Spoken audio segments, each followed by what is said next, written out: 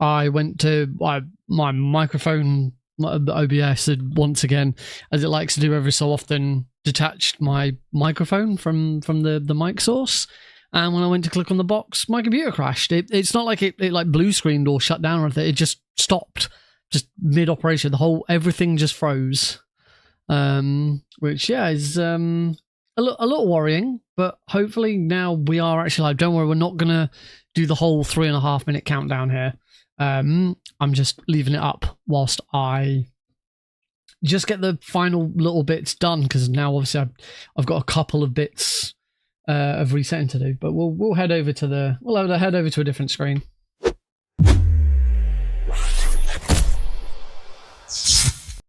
Evening, everybody. Welcome. Now that we are actually here and live kicking, which is good. Hey, Cosmic. Something happened to me last Thursday. I'm gonna put my headset on. I had a couple of miles to go. I looked up and saw a glowing orange object in the sky to the east. That's better. Right, let me first thing, I gotta sort out my camera, because obviously my camera doesn't look very good right now. Oh, I'm missing a light. Oh, of course I am. I had to restart my computer. That one. There we go. Right, configure camera control, turn that down, turn that up, turn the white balance up a bit, sharpness up a little bit, contrast up a little bit. That looks better. And then you can't see what I'm doing, but I gotta do the same thing on the front camera, because otherwise the front camera looks really washed out. OBS is supposed to save your camera settings, but for some reason mine has never saved. I don't know what it is. I don't know why I have to redo it every single time, but I do. It's really irritating. I don't know if it's because I've got two cameras, both the same. I have two identical cameras. So I don't know if having two identical cameras means that it screws everything up. But yeah, whatever the case, I have to do it twice every time. Hopefully we're now good though. I've just noticed I have a notification on Discord. I'm just going to check in case if it's not important. That's fine. I have lots of things coming up this week, so I am quite busy with sorting stuff out and getting things ready. Yeah, it's tough week at the moment. Yeah, so on that subject then, I guess, let me pull that a little bit closer. On that subject then, we've got Prevent-A-Thon starts this Thursday. That is Thursday through till Sunday. Hi, it's me. That's Thursday through to Sunday. Where I'm on tech duty for pretty much every day. I've got this run that we're about to practice right now. I've got this on Saturday, and it's it's the main marathon that I now work with. If you really want to super chat, I mean, I wouldn't say no. But yeah, it's Prevent-A-Thon this week. Also this week, I am finally back on fast travel. We've had a month off from fast travel because of various things. The last episode got moved because of GDQ Express, and it got moved to a Thursday, which I couldn't do. And then my latest episode should have been last week, but wasn't because the weekend was GD Queer, and so because my episode is on a Friday, it gets moved to a different Thursday, so that got pushed forwards to this Thursday. So I've got an episode this Thursday, and then I've got an episode next Friday. Although depends where you are in the world. If you're in Europe, it's actually Saturday, not Friday.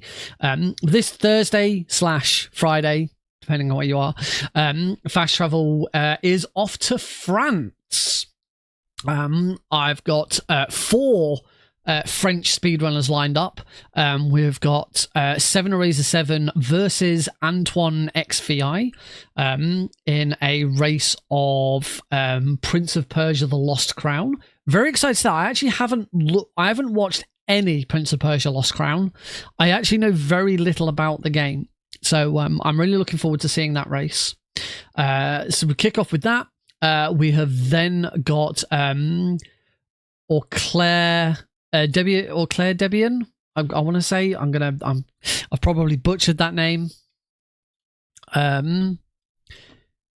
know they go by bedtime stories at the moment on Discord.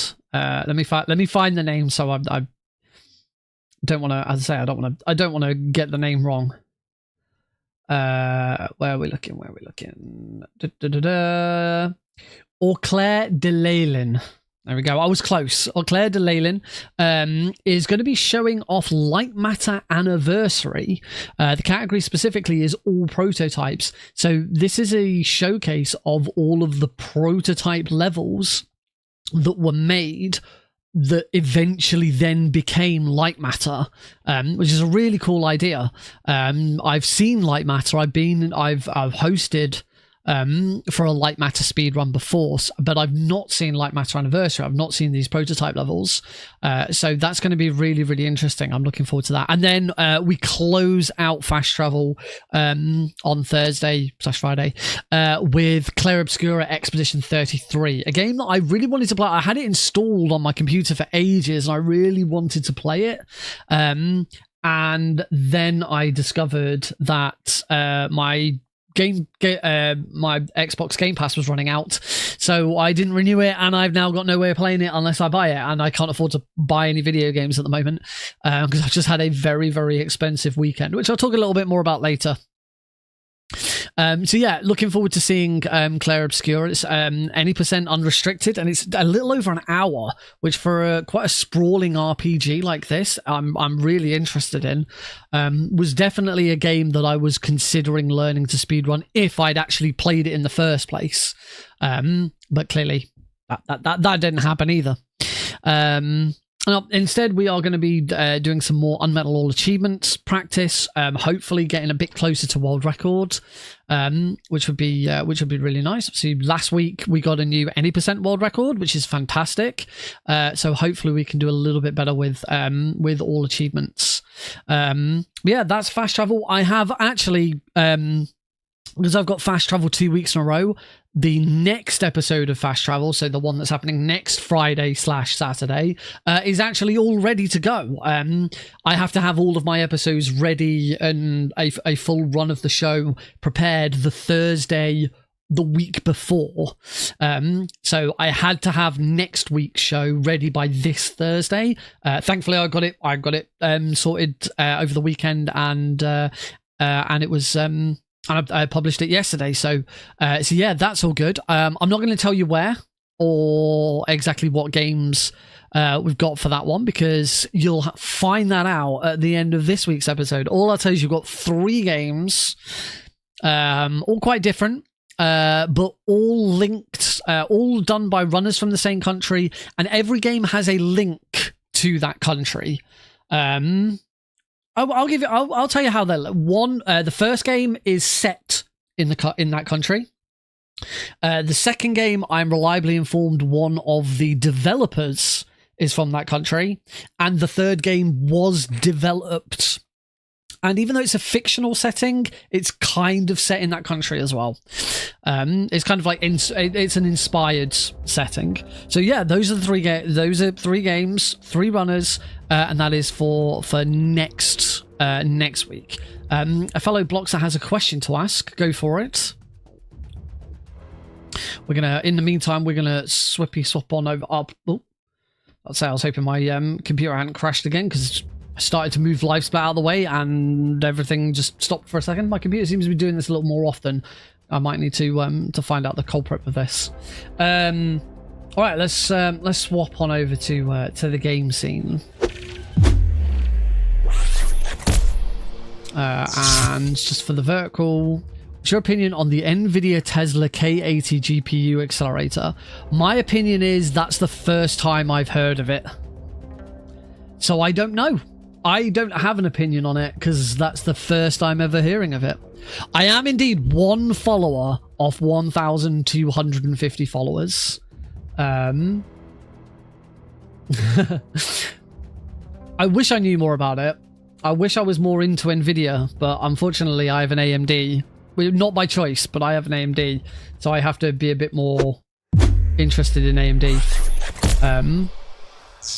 Right, let me make sure. I've just swapped over to my UnMetal scene for the vertical one, and I had to change some stuff with live split. I knew that was going to cause live split on that scene to look a bit wrong. So if you're watching me on the vertical stream, it is quickly being fixed. That should be fine. $75.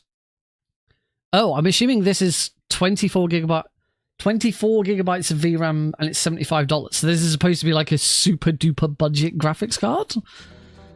That sounds weird as heck. Or is it not a graphics card? You say it's a GPU accelerator. Is this supposed to be something that is added onto? It's not a GPU. It's like an addition that you can buy to add on. Oh, okay. That's interesting. I've not heard of that before.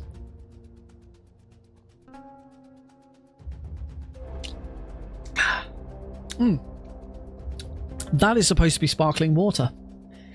It's not sparkling now. That is flat. Oh well, thankfully, flat sparkling water just tastes like flavored water.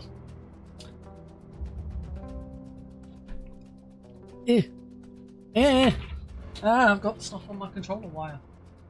Right, anyway. We are good to go, hopefully.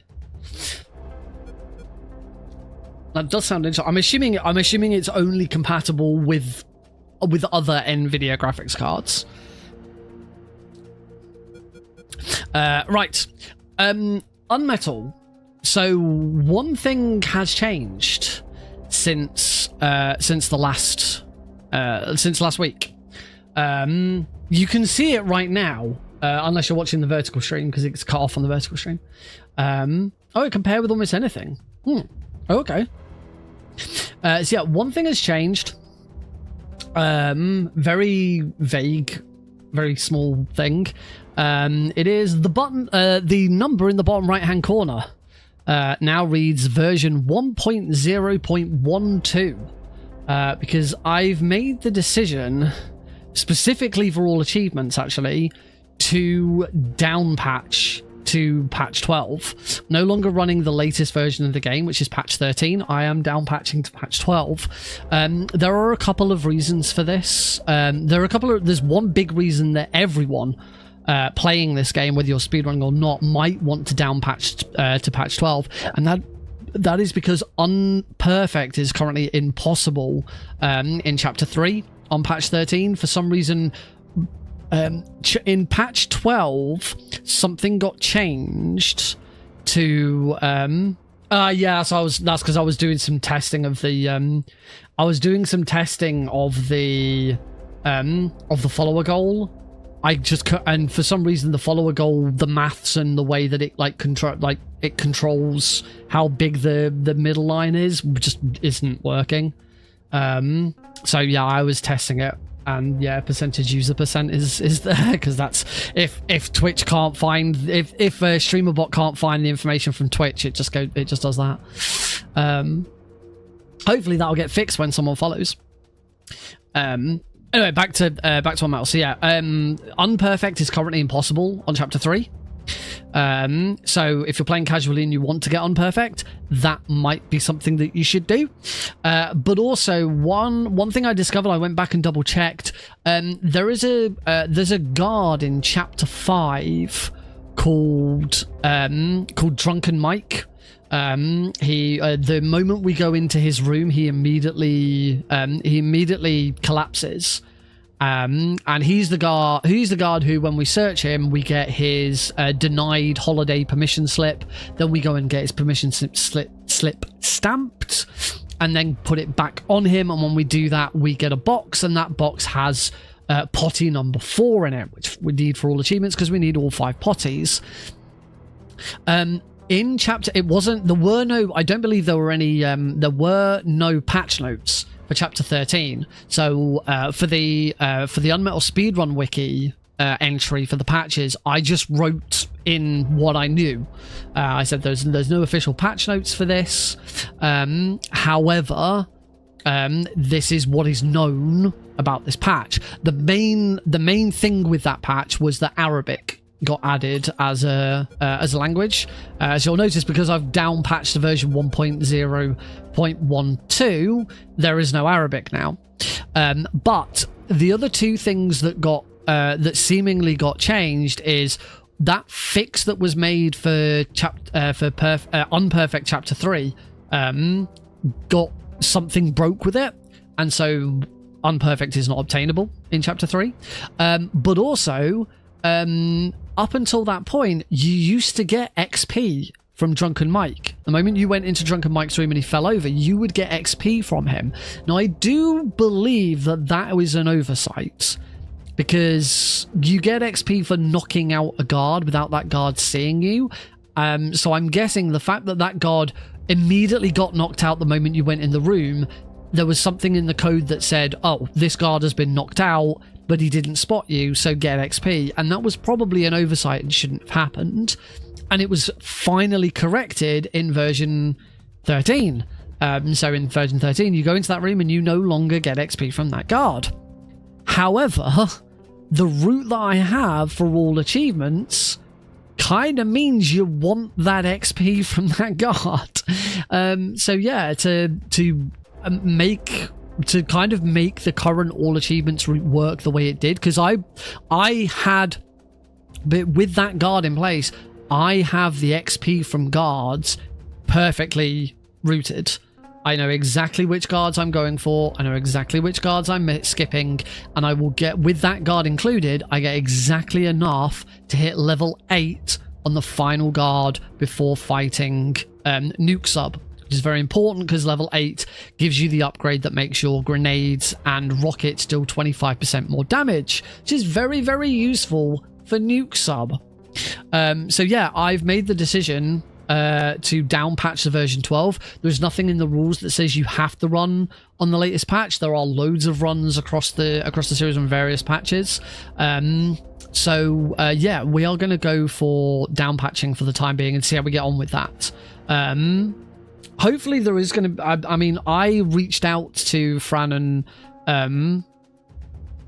Jack and said that there's this problem with Unperfect Chapter 3, but nothing's been done with it. That's partly because I know Fran is no longer updating UnMetal. He hasn't touched UnMetal in ages. In fact, I don't think he's doing anything with Pampas and Celine, which is the next game. It's very likely he's knee-deep in whatever game he's making next. But that is still to be announced if anything is going on. So it's unlikely we're ever going to get a patch 14. So yeah, for now we're just going to down patch to version 12. Luckily we're on the Steam version. Down patching is very, very easy on Steam.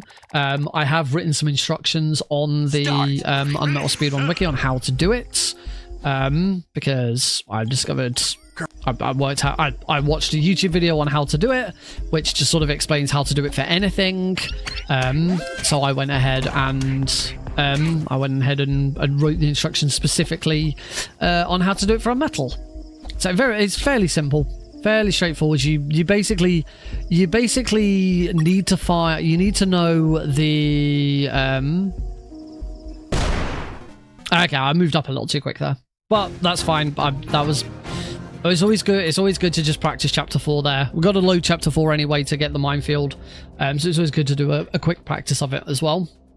All you do to down patch is you need to know the exact application ID of the game. You need to know I don't think it's the manifest, or it might be the manifest of the game, and then the basically patch number of the game. So the app ID is UnMetal's app ID, the whole of UnMetal's app ID. The manifest number is the number that is specifically for UnMetal the game, because UnMetal also has a creator pack, an Undeluxe edition, So any soundtrack, stuff like that you can buy extra. So it's the one of the main executable, and then the patch number is obviously the patch number of the game of the version you want. As long as you know those three things, you open up Steam with its console, and that allows you to download it. You just copy it over. So nice and simple. I just hope I just gotta make sure I keep an eye on it in case it tries to auto update, but it shouldn't do because I turned auto update off. All right. On that note, if everyone's happy, we're going to get started. So just to show, as always, that I have every single achievement locked. That's funny. I'm just watching it on the vertical stream, and you perfectly cannot see if I'm on the very far right hand side because of how I have it set up. That's cool. It just, you see it weirdly in the bottom. Anyway, that's besides the point. Anyway, all 40 achievements are currently locked. We will unlock, hopefully by the end of the run, we will have all 40 of them unlocked. That's the idea of all achievements. So let's get started. We start in a new game. We have to run the game on hard because one of the achievements is complete the game on hard. So we will get started in 3, 2, 1, go. Start. Off we go. So we need to escape from prison first of all. There we go. We have escaped from prison, and now we immediately start our deviation from any percent. We have to go and collect these medals. These medals are what unlock challenges. 2 guards at the checkpoint. Oof, he was pretty close there. So these medals, we're going to collect another one here. This is the one for completing the game on hard. Bless you. Oh! We're going to start again, because I immediately... I couldn't get spotted by that. Reset. So, start again. So, just to show, all of the achievements are locked. We'll be collecting all 40 of them throughout the run.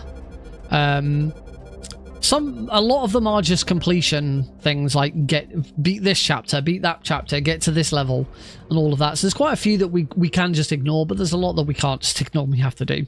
So let's do this in 3, 2, 1, go.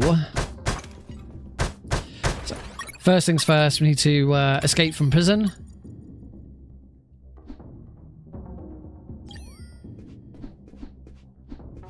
Have I?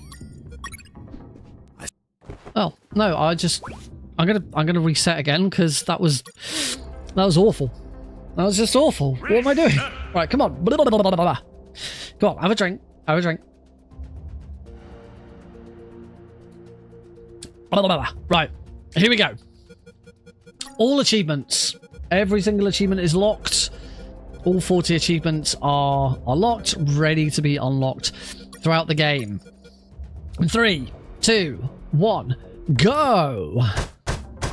Right, we're going to punch the toilet and get some toilet paper, and we're going to get this rusty wire, and we're going to combine them for something. I actually can't remember what we combine them for, but there we go, we're off. Escape from prison. As we're on all achievements, we have to collect these medals. These medals indicate the challenges that we're going to have to complete, and upon completing the challenge, we will then unlock the achievements. Just gonna punch that guy, Mike. and then we want that guy.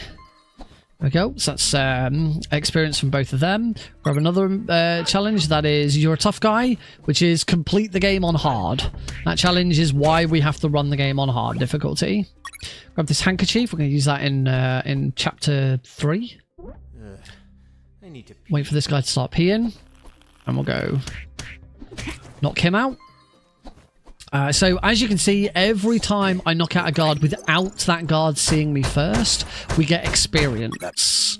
And by the end of the game, we need to have had enough experience to reach level 10. Now, that doesn't mean we need every single bit of experience in the game. It means we need enough experience in the game. And that is actually very important for all achievements.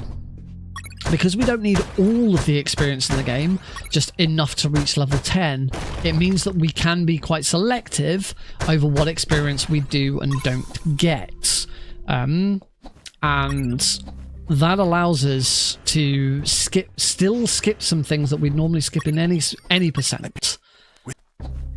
Including the biggest skip in the game. Thankfully, the biggest skip in the game, minefield skip, still exists in all achievements.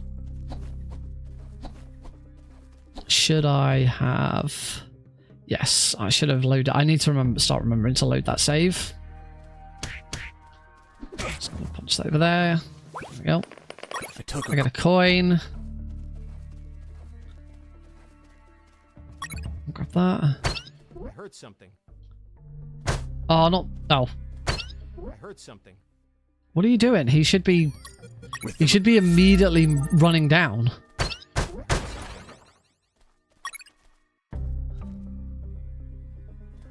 Okay. Oh! Right. I'm going to do that before... Basically, we are still at the point where I haven't completed an achievement yet, so I don't have to reset everything. So it's still the right time to... I've got to start loading a save to reset that room. I've only just started doing this. That's why I keep forgetting to do it. So let's do it this time. All right. For the next time, here we go. All achievements are locked. All 40 achievements locked. We'll have all of those unlocked by the end of the game. We are going to get started in 3, 2, 1, go! Alright, break this toilet, get some toilet paper, this rusty wire, combine them. I can't actually remember what combining them does, but we've done it. We get the cell key off the guard, and we get out of here. So, first things first, we need to start collecting medals. The medals that unlock the challenges that we need to complete to unlock the achievements.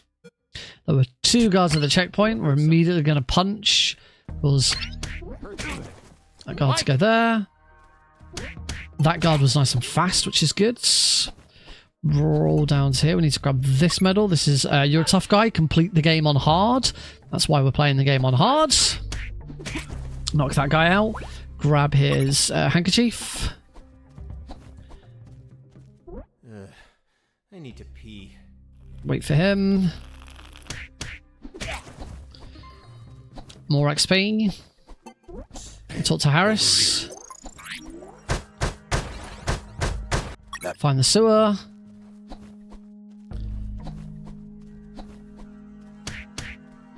There we go. Punch that guy out.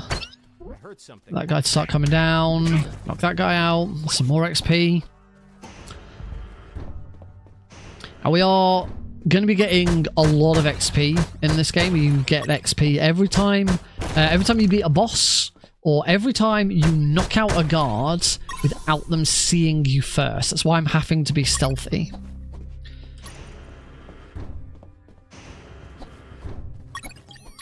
Combine those 2 together.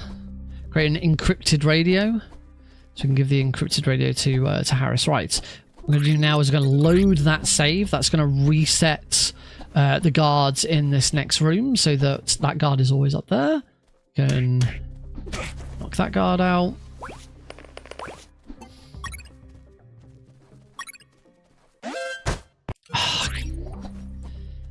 Keep making that mistake with that guard.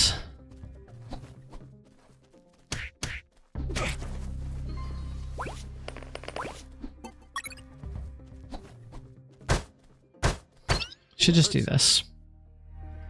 He's doing it again where he's just stopping. I don't know why this guard sometimes just stops and doesn't actually investigate. There we go. Got him in the end. I think he's got a handkerchief on him that I want. Yeah. All right, a little bit slow, but we're gonna keep going. Otherwise, we're gonna be doing chapter 1 forever. Apparently, we'll create another encrypted radio. We are now at the point of no return, because that is achievement numero 1. Reach level 2. I'm going to take sprint. Every time you level up, you get an extra ability. So we want to take sprint, because sprinting is fast, and we're doing a speed run. Knock that guy out. We're going to and I punched those 2 toilet doors. Did that for a reason. If I can get around the back of that guy. Nice. This guard doesn't. That guard doesn't have any XP, so it didn't matter. It didn't matter that he spotted me. We've got a lethal weapon, which is a slingshot. We're going to use with these depleted uranium balls. Knock this guy out, and we can start running. Knock this guy out. And we need this guy to come over, so we're going to punch there, and we're just going to wait here. Takes a moment for him to come over, but anything else, we'd get spotted by him. We'll grab this achievement, Knock Knock, which is destroy all 15 toilet doors in the game. So that's why we punched the 2 toilet doors earlier. In here, we're going to meet this prisoner. He's going to tell us there's a key in the box. Then he's going to say, not that box, this box. We grab our key, use it on here. We grab the challenge for potty time, which is to collect all 5 potties in the game. And we also get potty number 2. Now we're going to head towards the first boss. Sir, I need to request leave for this weekend. Oh, unfortunately we've got some bad RNG. This is the longest joke. Congratulations. Request granted. So the only way of getting XP from these 2 guards... there's another way, but it's really awkward. And the soldier replies, I don't know. I'll find out in 9 months. And now they have a laugh. And whilst they're laughing, that gives me the opportunity to run up and take them both out without them spotting me. So I still get both of their XP. It's a bit slow. It's RNG as to which joke you get. There's a joke about turning water into wine, and that joke's faster. And then there's another joke which is also faster. I think the other joke might be the fastest one, which is about getting a letter. The guard says, I got a letter from my wife. Sorry. Someone his captain gives him some post and says, you got a blank message. Oh, I'm gonna need to turn the game audio down a bit. It's a little bit loud. He says, you got some mail, but it's a blank letter. And the guard says, oh, it's from my wife. And he says, how do you know it's from your wife? He says, because we argued and we don't talk anymore. Ha! This game is genuinely funny. I'm being a bit cringe with it, but it is genuinely funny. Right. I can turn the game audio down a little bit now. That's better. We get Unperfect for Chapter 1, the only chapter in the game we will get Unperfect. That was for selecting 2 guards at the very first checkpoint, and then also not taking any damage throughout the level. We're a few seconds behind because of that error at the start of Chapter 1, but hopefully we'll make some of that time up. This is our next boss, Sergeant Roscoe. With Sergeant Roscoe, we can't hit him with anything, so we punch this globe at him. And we want to be nice and fast. Ideally, Roscoe should never shoot. If I'm being as fast as I possibly can, Roscoe will never take a shot. He's already taken 1 shot, so this is already a little slower than it could be. There we go. That wasn't too bad. And we hit level 3 off the back of Roscoe. We're going to take healing, apply bandages and first aid kits twice as fast. Very important. There's going to be quite a few times where we do not have a lot of time to heal, so we need to be doing it nice and quickly.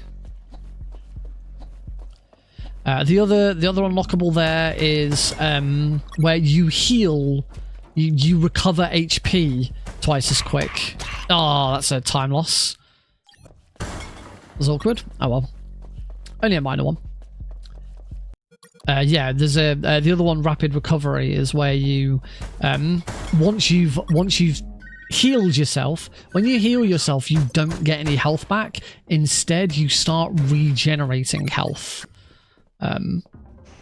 We don't really see it much in the run, because more often than not, we're not doing it.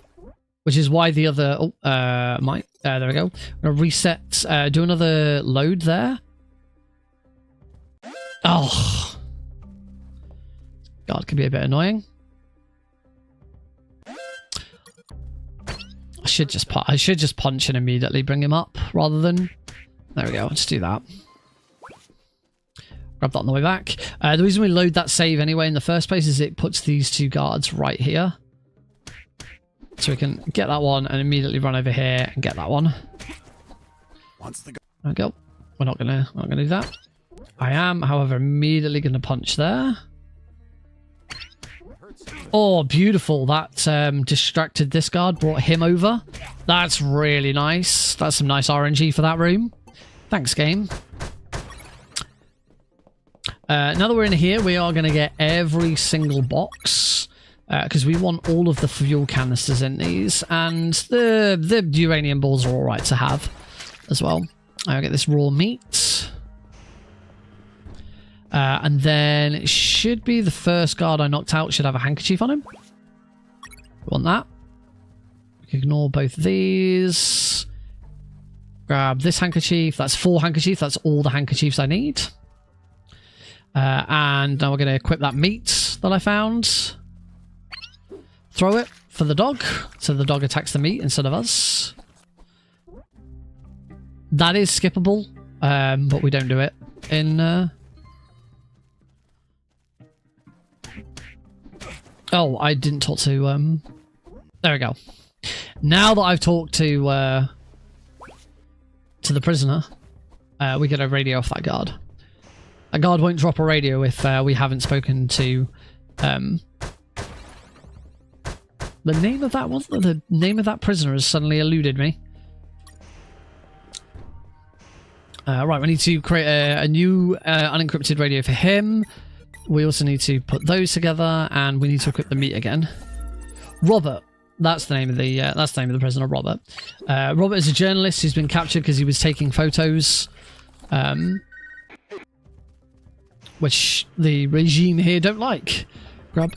Our challenge unlocks Lieutenant, which has reached level 4, which we will hit level 4 after the next boss, right at the end of this chapter. We'll load that save, because loading that save resets all the monsters in this room, so they come up exactly where I'm expecting them to be and not just sort of out of nowhere.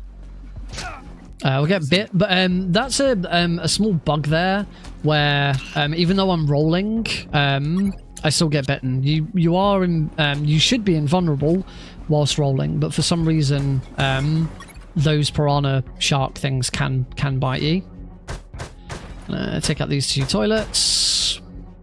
Not going to save it.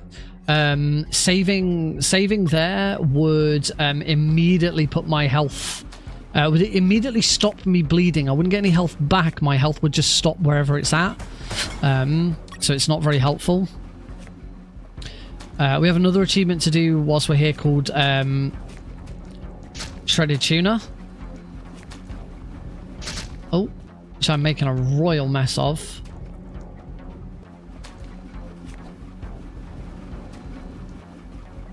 Okay,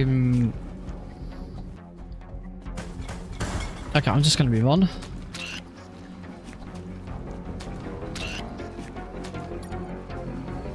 Okay, I'm just going to start healing. Yeah, that went on way longer than it should have done. Is that it? No, I'm still missing 1. I knew I needed 1. So shredded tuna is you have to have 5 of these die to that. There we go. There we go. 5 fish monsters have to die to the shredders. Yeah, I missed 1. So that's, oh man, that time loss is pretty shocking. And that's it. There are no more shredders, and that's the last fish monster. I don't think you can make that fish monster follow you up back into the previous room. I should try that. That might have been quicker.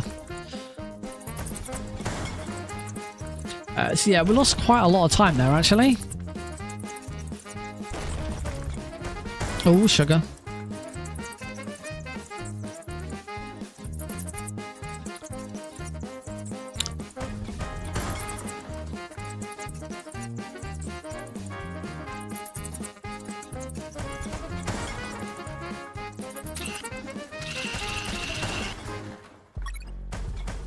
There we go. That was the rodent chasing section.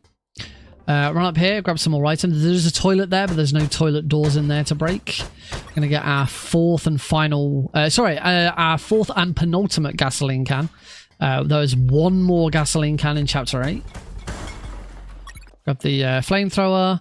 We can now do our next achievement, which is to craft some Molotov cocktails, which is useful. We're going to need those. And then we can fix the flamethrower. So yeah, there was an achievement we unlocked for crafting a Molotov cocktail. We're going to use those Molotov cocktails in chapter 3. They're very, very helpful. Don't normally see them in an any percent run because we don't go and get the extra fuel. The extra fuel that was in the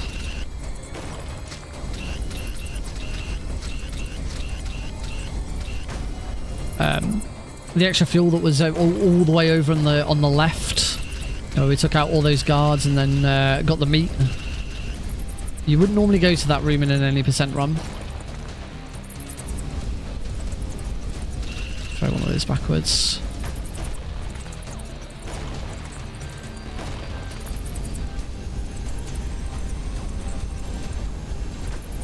All good.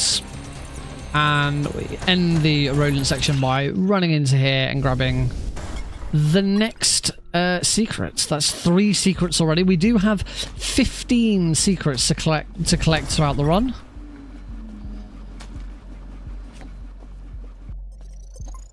Now on to one of the more annoying achievements. There are some bosses that require us to do certain things. Sewer Junk is the first of those bosses. I am not allowed to damage Sewer Junk with the flamethrower. I'm allowed to use the flamethrower to kill some rats. Because we are going to still get attacked by rats. And Sewer Junk is going to attack me with tentacles. I am allowed to break Sewer Junk's tentacles. So like this. So he's going to do that. I am indeed allowed to do that.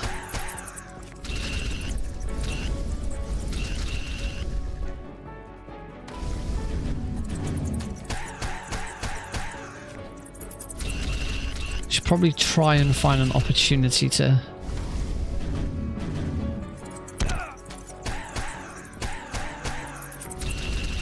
Desperately need to heal.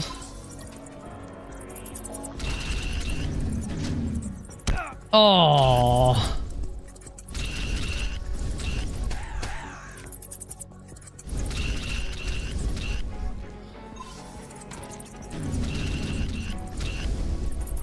Oh, he's on that side. That's going to be that's a wasted turn. This is turning into a rather slow fight.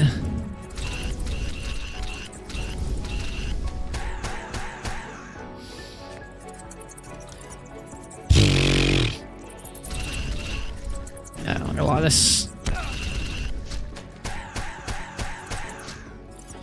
Yeah, this is sucking a little bit. Unfortunately, sometimes this is just how this goes. The rats have now stopped because Sewer Junk has actually completely broken the floor, so they can't get across. So they stop. We've done enough damage to him now so that the flamethrower is going to break apart.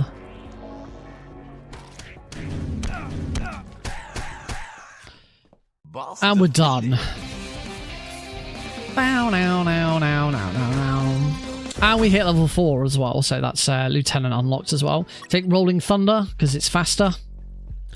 Yeah, lost quite a lot of time. That was not a great fight. Unfortunately, Sewer Junk is very RNG heavy. Exactly when the rodents show up, exactly where he's going to appear, and all of that. And yeah, there was a couple of sequences that I just did not get any damage done to him. But we get perfect for that chapter for getting every secret and all XP. Chapter 3, this is the first chapter where we won't be getting... we'll be getting every XP, we won't get all secrets.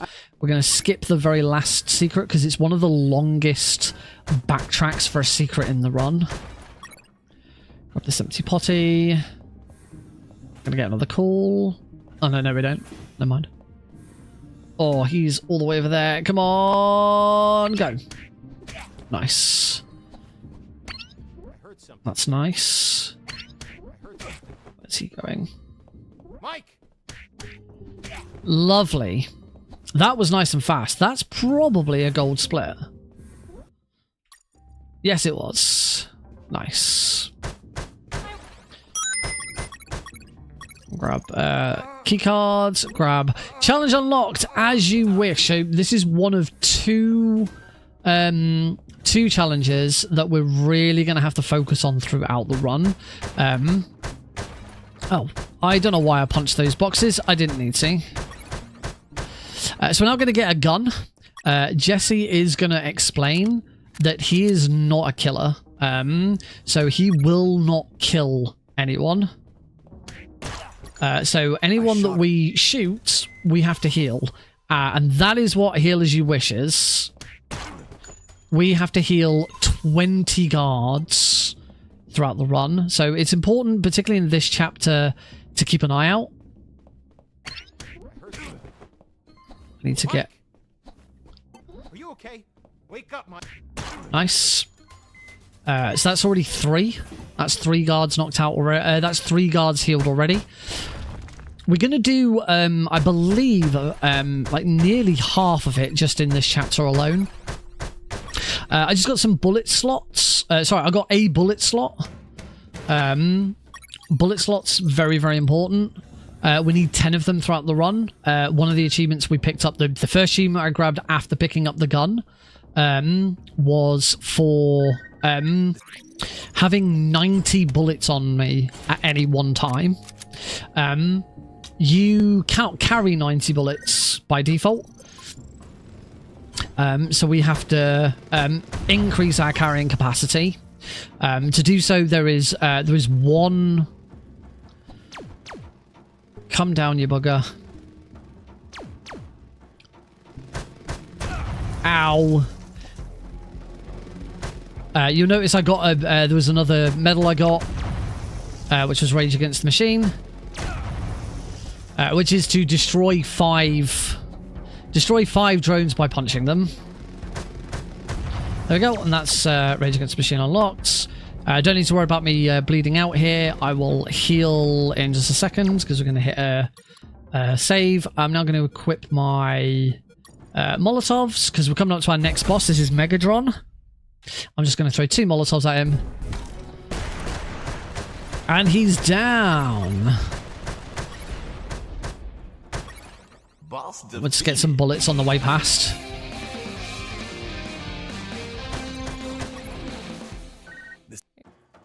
Very, very fast boss. That is actually quite can be quite a difficult boss in any percent.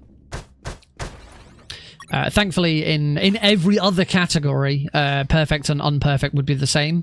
It's very, very easy. We just got another challenge, which was collateral damage. Die by tampering with items in your inventory is the only mandatory death of the run. So now we're going to do the correct thing, which is put chlora and form together to create chloroform, and we're going to turn that into a chloroform handkerchief. And we have the second of our big, we need to do this throughout the run, which is Good Night, which is chloroform 20 guards. That one, we do have to consider it, we do have to think about it, but it will be achieved. It is, with what happens later on in the run, it is very difficult to miss that achievement. Healing 20 guards, on the other hand, is quite easy to miss. Say already, I haven't healed myself, so we're at 3. I started out with 6 health kits, and I've got 3. So we've already healed 3 guards. There'll be plenty more guards to heal as well. In here, we've got to collect these batteries. There's 12 of them all together. We've got our next achievement, Major, reach level 6. We have to keep putting this thermal suit on and off because the thermal suits hides our thermal it stops us from being detected by these thermal sensors. Hides our thermal signature, I think is what I was trying to say. Grab another battery, that's 6. 2 more batteries, that's 8. There's 12 altogether. They're always in the same places, no RNG or anything like that. In here, we want this to be guards. So we're going to take him out like that. I'm going to punch there whilst he's on his way over. Oh, we're going to hit level 5. In level 5, I'm going to take Gunslinger. Reload automatically.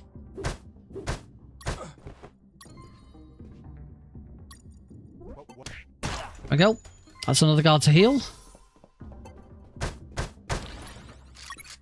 we go. That's the fastest way of getting all 3 XP from those guards.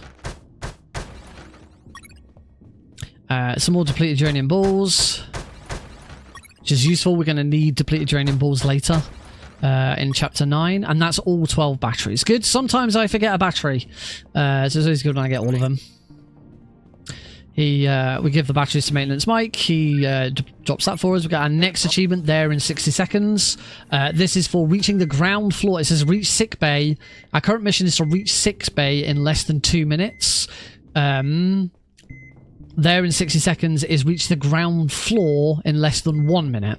Very, very easy to do. But we do have some guards to take out and some more healing to do as well. So I'm already on 4 guards, I think. Yep. So we're gonna bang, bang, take those 2 out. We can heal these 2. So that's 4, 5, 6, 7, 8. Okay, that's already 8 guards healed. I ran out.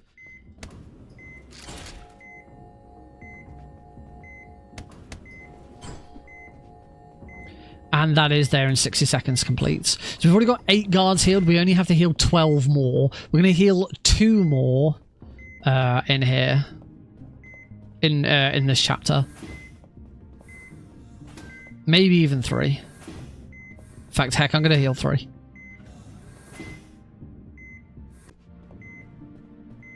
So that we heal a total of 11. So whilst the challenge is to do 20, we do 11 in the first chapter that we are able to. The doctor gives us all of our health kits back, and here are the guards that we're gonna heal. We're gonna shoot both of these. Bang, bang. We then want the Molotov. We've got 1 more Molotov left. Throw it at Lieutenant Marcuson. Boss defeated. Bam, bam, bam, bam, bam, bam, bam, bam, bam, now. Heal Marcuson, who I'm pretty sure doesn't count as healing a guard. Heal them too.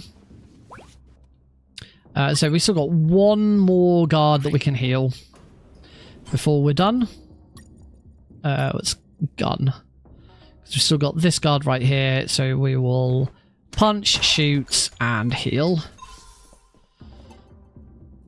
Lovely. Cool. So as I say, we should now be on 11 guards heal. I'm gonna. It takes a little bit of time to do so, but I am actually gonna check. I want to know. 12. Oh, 12. Marcuson does count.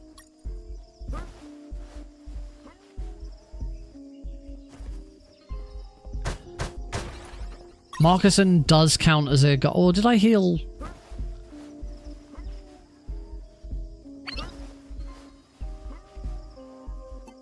Either Marcuson counts or I miscounted. When I call the radio, because if we don't call the radio, we get a call as we're trying to go through those dogs. Liquid. Ah, hey, Deagle. Snake. Take these guards out. Sunglasses. Again, these are taking more guards out with the chloroform. There's a secret that appears if we get right up in that corner. This guy I'm just going to knock out because it's quick. Now we have the minefield skip. This is quite a long reset if I screw this up. So I'm just going to concentrate because we do also have a medal to collect in the middle of it all. So all of this movement has to be very, very specific. There we go. And there's a save. So that is Minefield Skip. As long as you always load the same Chapter 4 that you had the last time you played the run, you'll always get given the same Chapter 4 minefield layouts.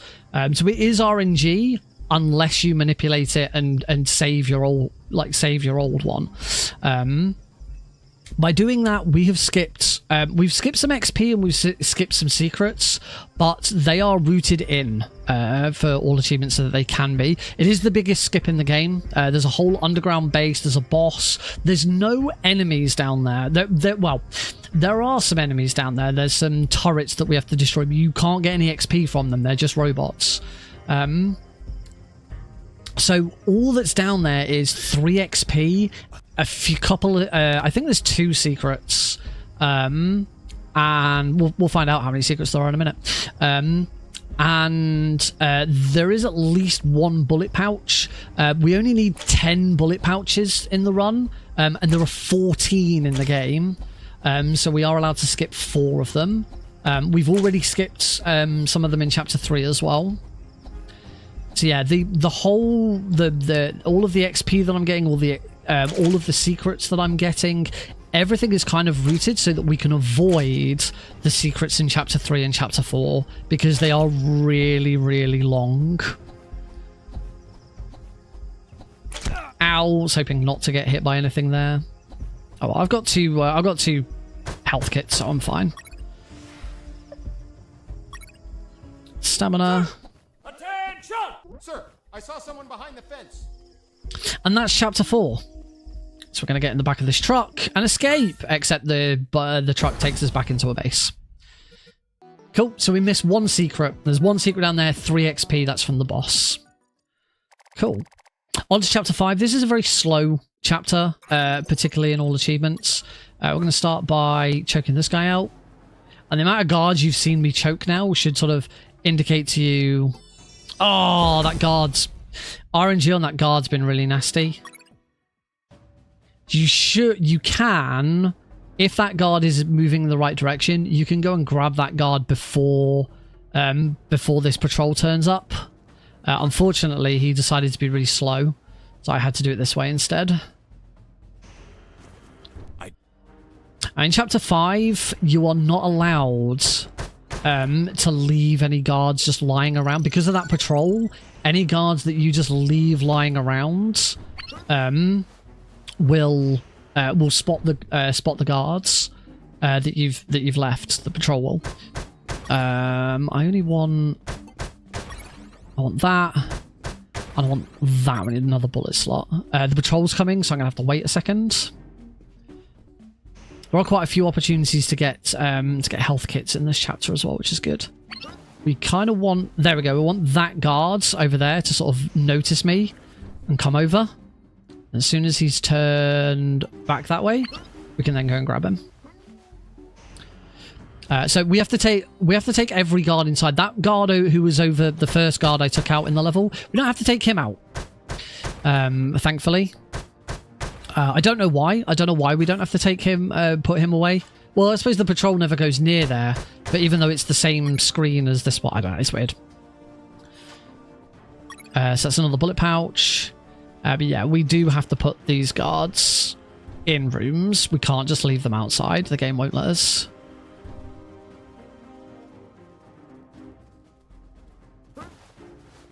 That was really nice RNG. Because just for the moment, I'm done with guards. That was super nice RNG.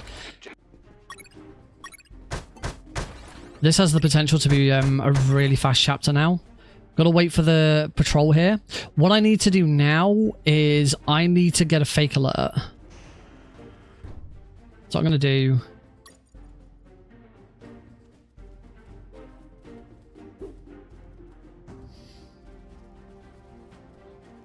I'm going to do here is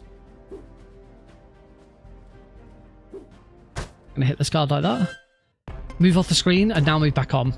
So the room that's there, I'm almost certain there's nothing in that room that we need.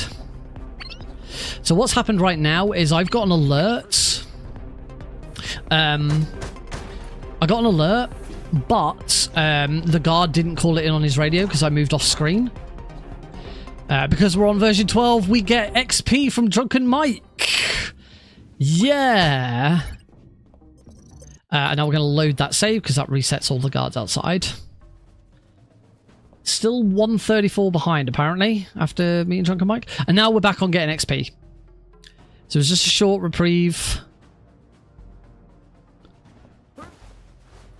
Those, a couple of those rooms are really, really nasty. We get the permission slip stamped. Get another save. Oh, apparently twice while we're here.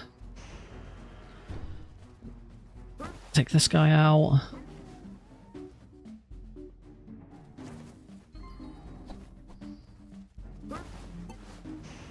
Take this guy in here.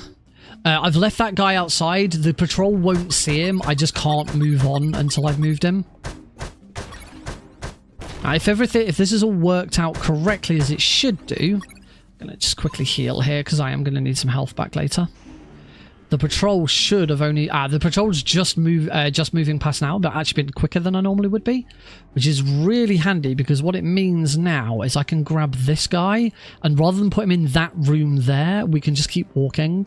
You can't make it to the next room. We're going to have to duck into this toilet, but that's fine because there's a mini boss in this toilet that we want to take care of. This is Drill Sergeant, and he's a boss that we defeat by talking to him. Our clues have been stolen, but we have a clue, and that clue is a place boss defeated. Boss defeated. Just wait for the patrol to go past. Perfect. Look at that. The timing on all of that is just spot on. It's lovely.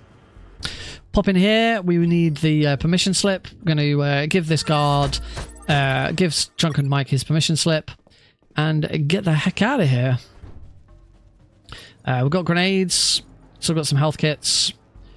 We can leave this level. Well, we can go deal with the bosses. This is Machine Mike.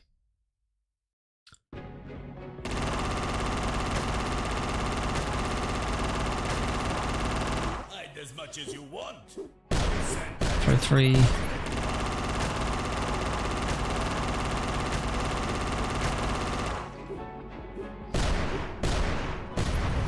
Beautiful. Boss defeated. Now the next boss is Splash Mike, and we have a couple of things that we have to do here. There's two achievements. One, we have to destroy 5 of the 6 trucks here before Mike can. And together, combined me and Mike, we have to take out everything in the level. As I said, there are six trucks, so I can afford to take out one of them.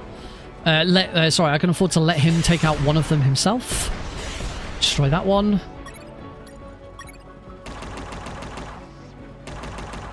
I need him to... Oh, I was hoping he would destroy something else.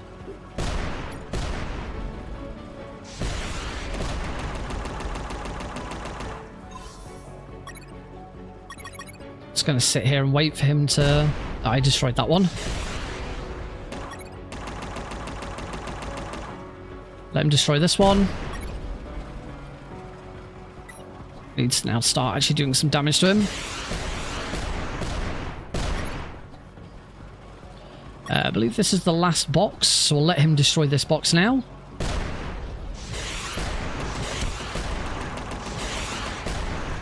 Beautiful. That was pretty good actually.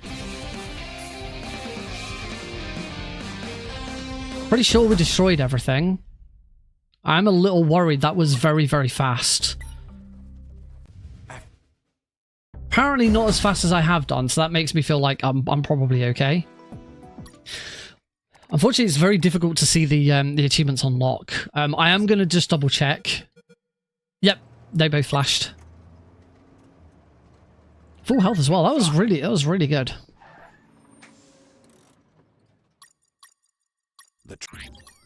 Alright, next achievement. Destroy 5 boxes with 1 grenade. There you go. That is the only place in the game you can do it. I believe I have 6 health kits as well. This is wonderful.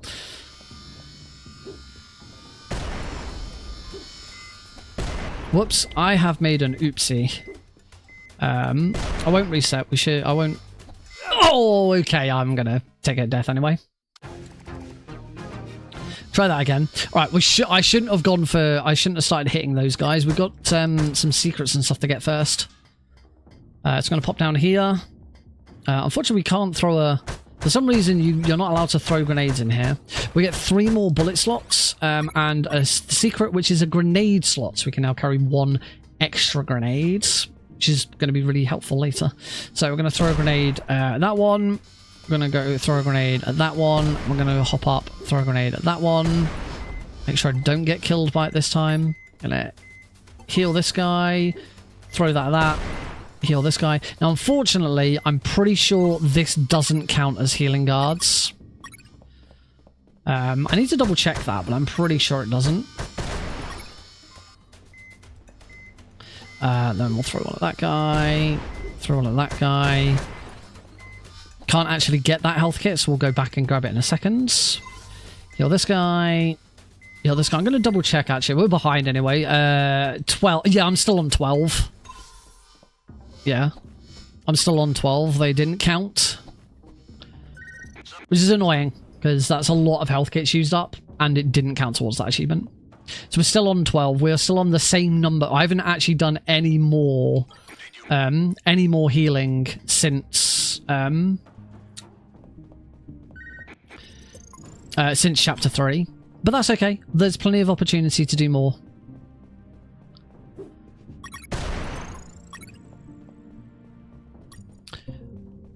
We're not going to be doing any anytime soon, though. As we head into the submarine, use the key to get in the submarine, and off we go.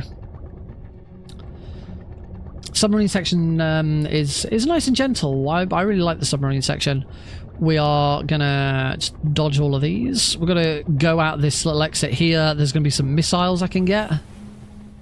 But most importantly, there is another toilet door. So we'll grab about 20 missiles altogether. 23, yeah, that's fine. You can carry 50 max. You don't need 50.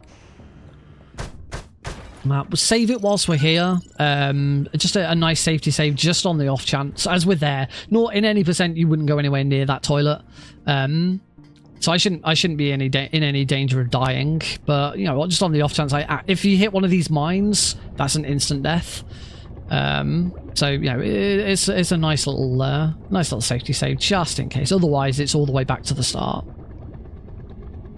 So down here, fire out a couple of them.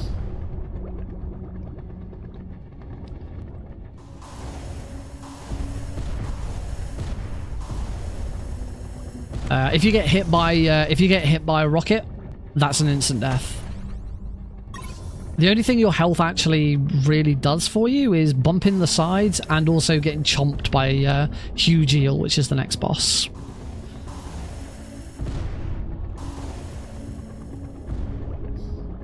So we're just la-di-da, nice little journey in our little yellow submarine. Scooching around, up we go.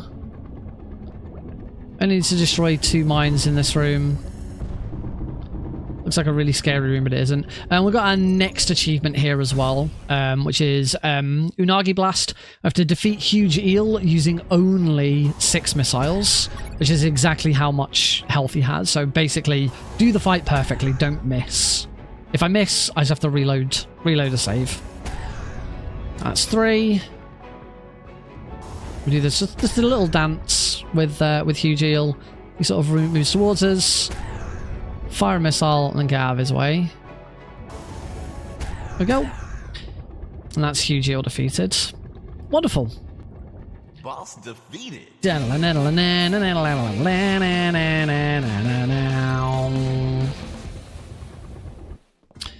Onwards to chapter 7, where as long as... Oh, that's another perfect chapter. As long as I have done everything correctly, and I've been getting enough guards, we should hit level 8. We'll get the final potty. That's potty time complete. Gonna get a call here. We're gonna collect some monies. Just got to wait for that that boat. So we're collecting all of this money because we're going to buy a boat. Get that one. And we've got a few secrets and stuff to get here as well. It's going to pop down into this little area. And that's a rocket. I don't need that rocket. Health kits are nice. And I believe there's grenades and I don't know, there's something in there. Which I don't need. Challenge unlocked boomdocks. Complete chapter 7.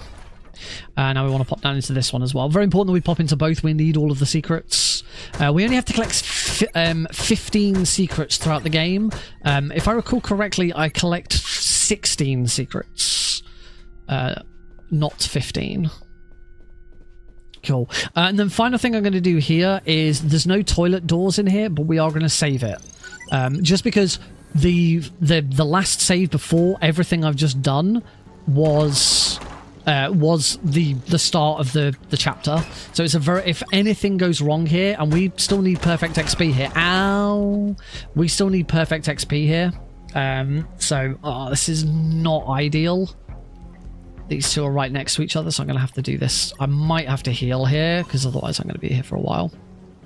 So we're just going to wait for these two guards. I do now have the opportunity to start... No, and that's why we take this save. Really horrible when both of those guards are right next to each other. There's really not a lot you can do about it. I haven't. I'll talk to you about that during the break. Well, before the break. Yeah, so what we want here is we want to only distract one of these two guards. The problem is this room's really small. It's quite difficult to just get one of them over. That'll do. Heard something. So this one, we can do that and heal him. This room pretty much always goes the same way. You just have to wait. Okay, I've never seen that guard, like, do that. There we go. And we will... so that's 14. And that is level 8. Perfectly. Level 8 achieved on the very last guard before Nuke Sub, which is perfect. There we go. Exactly where we want to be. How many... I've got... Okay, I don't need any more. I don't need any more grenades. We're good for grenades. There is, however, a health kit in there, so I'm going to get that. That's 8 grenades. I'm not going to save it. Shouldn't need to. Throw a grenade at those. Got to 9. Actually, I could have got one more grenade. Now we're going to fight Nuke Sub. Nuke Sub is a lot easier on all achievements because we've hit level 8.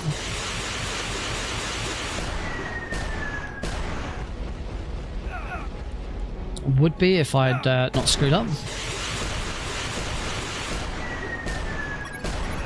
Ow. Oh, that was... Oh dear.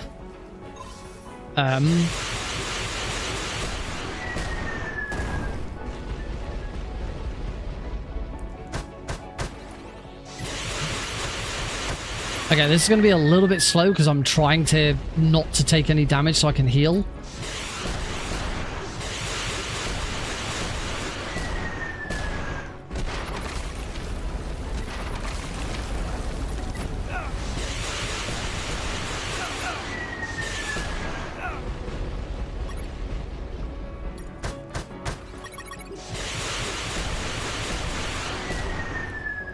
Oh, one hit.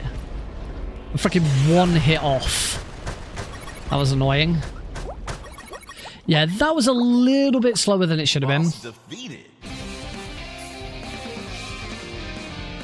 Because I screwed up right at the start by not throwing a grenade in the right spot and then took loads of damage as well, which was horrible.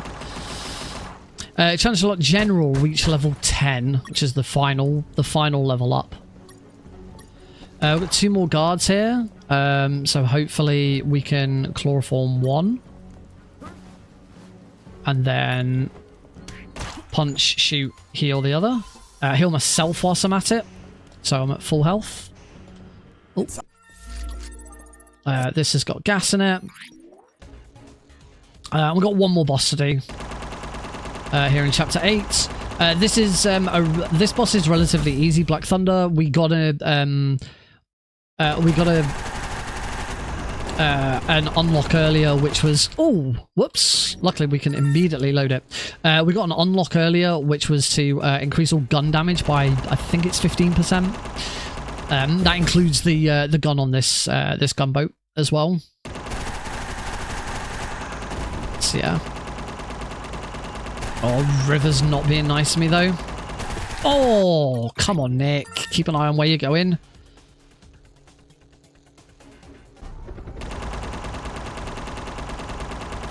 Right, come on.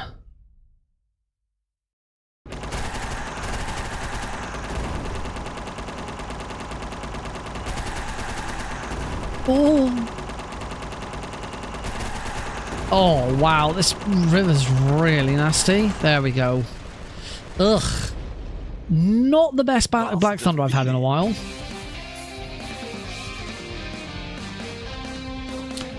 So I believe I'm on 15 guards healed now.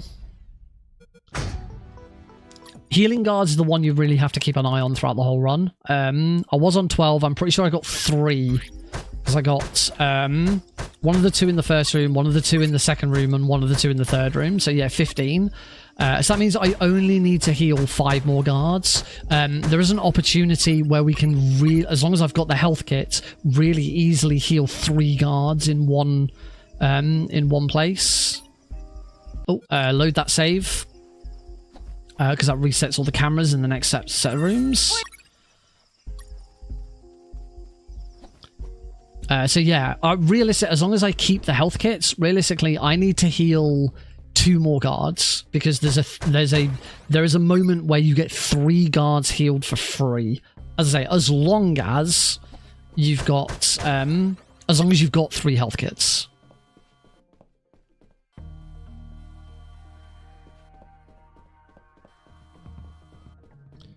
Just waiting for these cameras. No need to rush here. Just gonna have to wait for the cameras when we get outside as well. There we go. Craft these little scarecrows. Scare guards.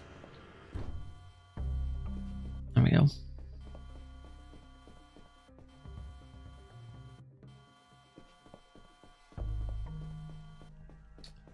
Ooh. This way. There's a toilet door in there that we're going to need to get, but we'll get that on the way out. This guard could sometimes look over at you. Luckily he didn't this time, which was nice. Run straight down. Get him. Wait for that to go. It's another secret. There's 2 secrets in this chapter. We will be skipping one of them.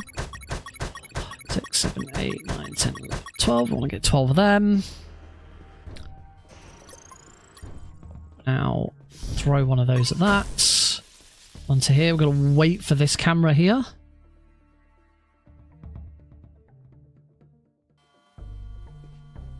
Grab the medal and throw. There we go.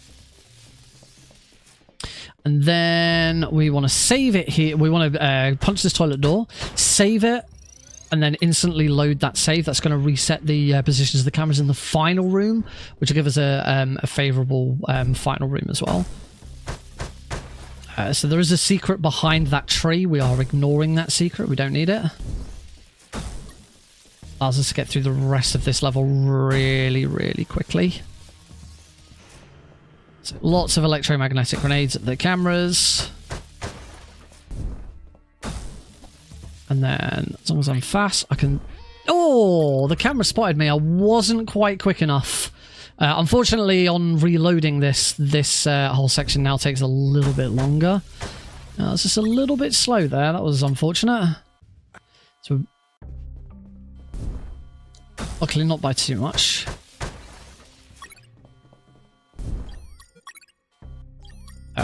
You don't have to have it equipped. Pizza, pepperoni.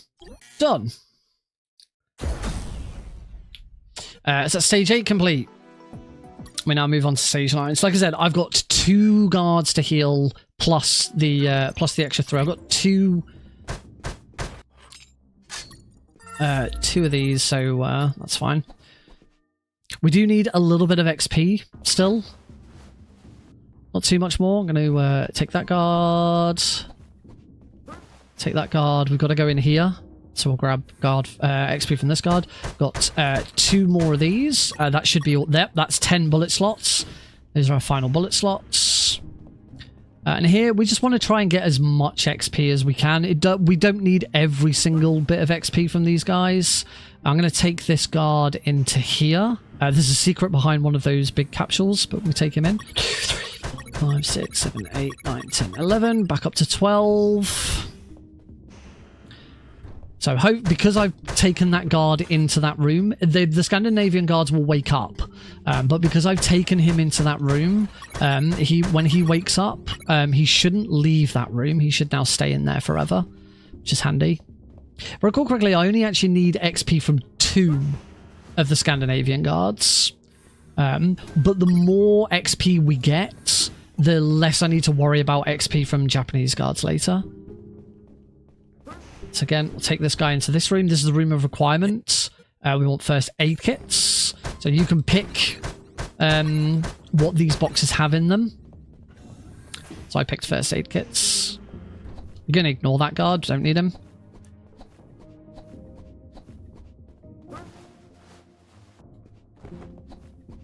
There is another toilet door in here. There is a way of getting XP from these 2 guards, but I'm not going to worry about it. Because, as I say, I only needed 2. I'm massively ahead on XP now.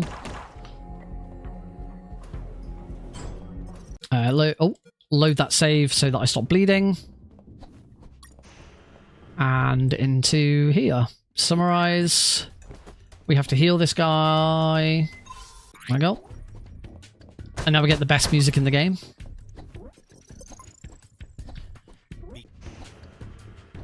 Now we have to take out these robo spiders. There are lots of robo spiders. There's 9 robo spiders throughout the level. We've got to take out all of them. That medal in the top, I believe that medal is for taking out all of them. Yes, mecharachnophobia.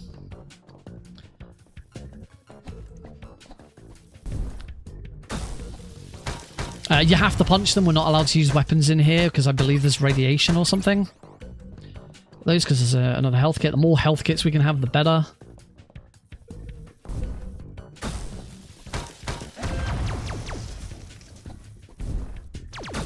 Oh, that was nice. Oh, this has been pretty good actually. Then there's another health kit in. Oh, there's another. Wow, I am full on health kits. That doesn't happen very often.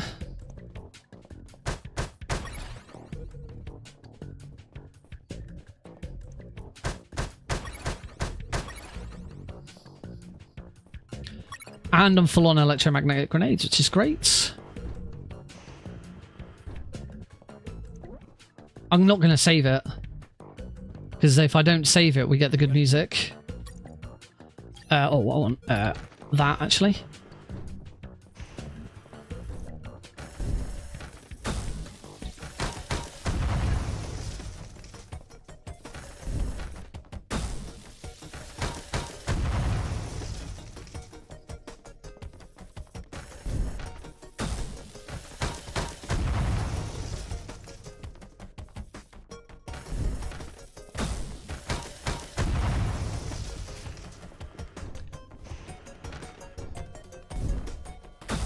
Move quickly before that camera turns. Beautiful. Oh, this should be a gold split.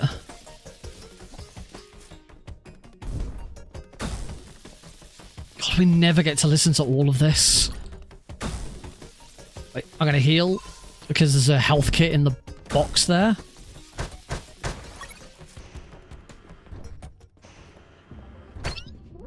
Okay, we're done with the best music in the game.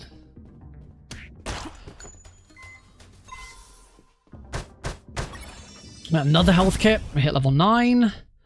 Here we want light munitions experts. That is mandatory for the achievement where we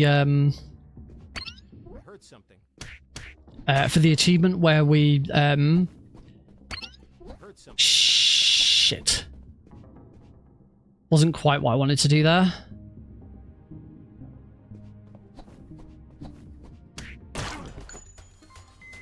Right, that should be healing done.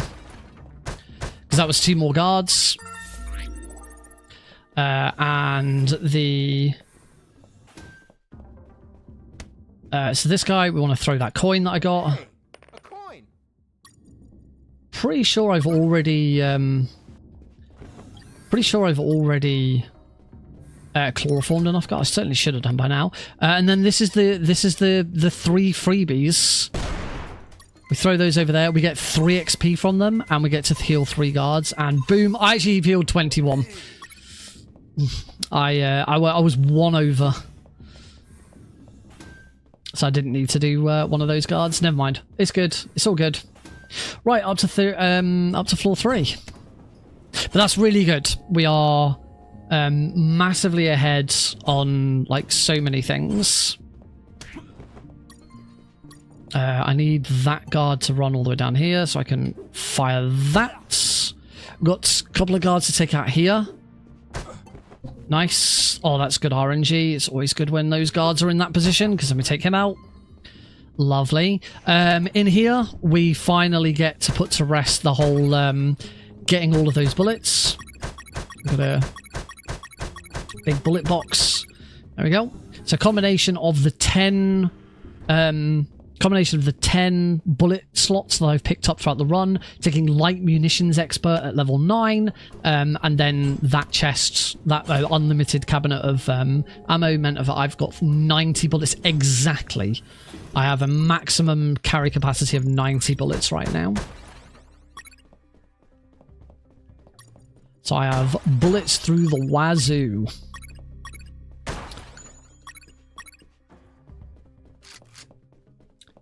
You can go more. I think you can go to 94 because I think there's 4 more bullet pouches in the game, but we only need 10, so we go for the exact amount. Ooh. There we go. Grab that. I want to combine those together to create some stuff. We're gonna go and take out the unit here. We'll go left, then right, right, then middle, and then middle, left, and then cut in the same order, left, cut right, cut middle. There we go. Now go check on the helicopter. There is one more secret up here, but we're ignoring it, and we don't need it. We only get 1 of 3 secrets here in chapter 10, if I recall correctly, which was the blood bag. The blood bag was the secret. We still got the blood bag. We're not going to use it. The blood bag's a handy one to have in the red room just in case. But now we are heading back downstairs. I've got so many health kits on me. It's crazy. For the rest of this floor. This floor can be very, very nasty. It is complete RNG. I also just got the achievement. I also just got an achievement for neutralizing 5 guards with the slingshot. 2 more toilet doors. I think there's only 2 toilet doors left in the game. We're gonna go this way. It is much easier. The final room is much easier if you've gone this way than the other way. I'm gonna quickly take that guy out. I would throw a coin here, but this guard is about to turn around.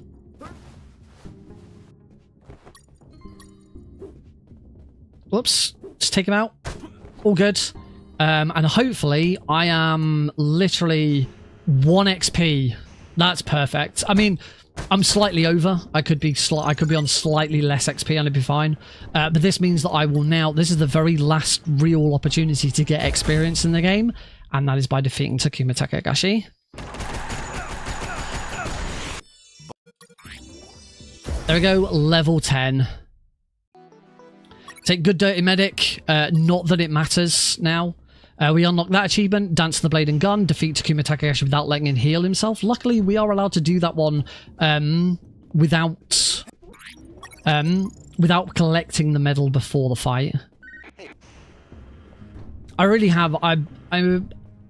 when I've been doing all achievements in the past, it's been quite tight with like exactly how I get XP and how I do, you know, when I get healing and stuff like that. But I really have got this down now to be sort of spot on. Let's say I was like, you get 3 XP from Takuma Takagashi, so the fact that I only needed 1 XP meant I could. There was 2 guards that I didn't need XP from. Escaping prisoner. Ow! Oh, that's problematic.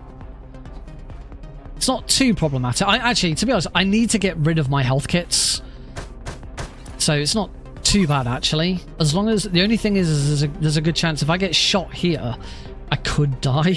Area is clear. Returning to my position. I'm fine. I'm fine. All good. It's all good. We've got a challenge to do in here, which is don't destroy any of the cell doors. You can see in the top left there's a cell door. And that's do not disturb. Don't break any of those. There is a secret behind one of them, so you can't get perfect and all achievements at the same time. So we're just going to shoot all these ghosts. Not all of them. It's quite slow to shoot ghosts. But ghosts do a lot of damage. If a ghost gets on top of you, it just clings to you and you can't get it off except by leaving the room. We really don't want any ghosts on us. And ideally we want to finish this chapter with 1 health kit remaining.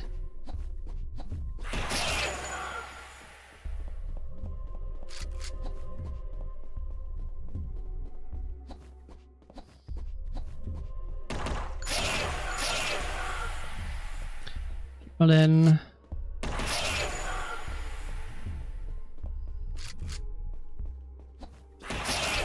shoot that one, but we'll ignore that one.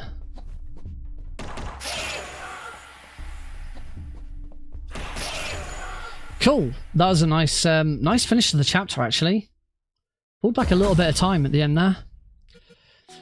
So there you go. We missed quite a lot of experience there. Actually, that says 20 out of 20. Does that say 25 or 28? It looks odd. Or does that say 26? I don't know what that says. That first no, that's not the same number. I think that says 25. But that's because there's lots of extra XP in that. Secrets, 1 of 3. We missed 2 secrets, which is fine. We've got the achievement for all secrets. Sorry, for 15 secrets. There's 1 more secret in this level as well. I probably shouldn't grab that there. I should go into this room first and then grab it. There's 1 secret in this chapter. We don't need it. We don't need anything except for stuff that's specifically in this chapter. There's 1 toilet door left. There is 1 achievement that we have to work on for the final boss. And then everything else is complete the game. Complete the game. So specifically finish this chapter is an achievement. Then there is an achievement for completing the game on hard, and there is an achievement for completing the game without using any potties. So we've collected all 5 potties, but we didn't use any of them. Now we want to build the time bomb.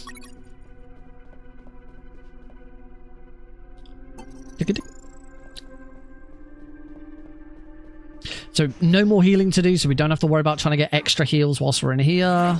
This is the last opportunity to heal guards. You can do it, particularly if as long as you've taken Good Dirty Medic as the level 10 upgrade.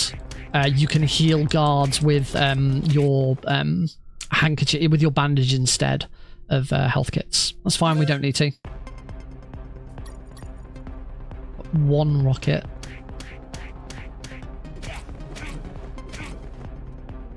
One rocket. 9. I don't need any grenades. I need 1 rocket. I won't need any I won't need any bullets because I might get 1 lot of bullets. I don't know. Pop into the toilet. Punch the last one. That should be knock knock complete. There we go. Break all toilet doors. Oh, you can't go that way around. Just need to run into here and get a little bit of ammo. We need some of them. What? A couple of that. Oh yeah, 2 of them. We don't need any grenades. I've got enough. I didn't need it. No, I never need to get ammo in there. That was really stupid. So don't need ammo. And actually, you only need, ideally, if you do it correctly, 1 electromagnetic grenade. So as long as I've got 2, yeah, I really should only go in there and grab rockets. It's a waste of time. All right, final boss. Final challenge. You've got to become War. Which the second part of this boss is a robo-tank. Looks a little bit like a Metal Gear. We just got to defeat that without using any electromagnetic grenades.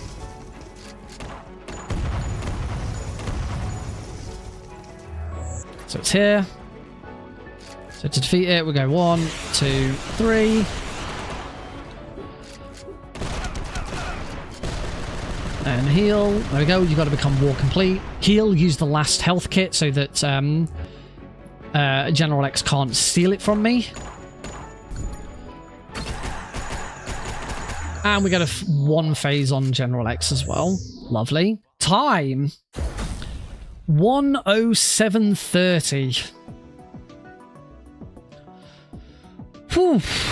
Less than a minute behind world record. This is so much better. This is so much closer to where I need to be. Only a couple of major issues. I took a big reset in chapter 1. Nuke Sub was a mess and Sewer Junk was a mess. Apart from that, this run was pretty clean. So yeah, I do think world records again is probably within sight now. Assuming I got all of the achievements, we do still have to verify the run. You'll see now that I've completed it, we get all of the messages in the bottom right. But if I go to achievements, boom, there they all are, all 40 achievements unlocked. So yeah, this is really slick now.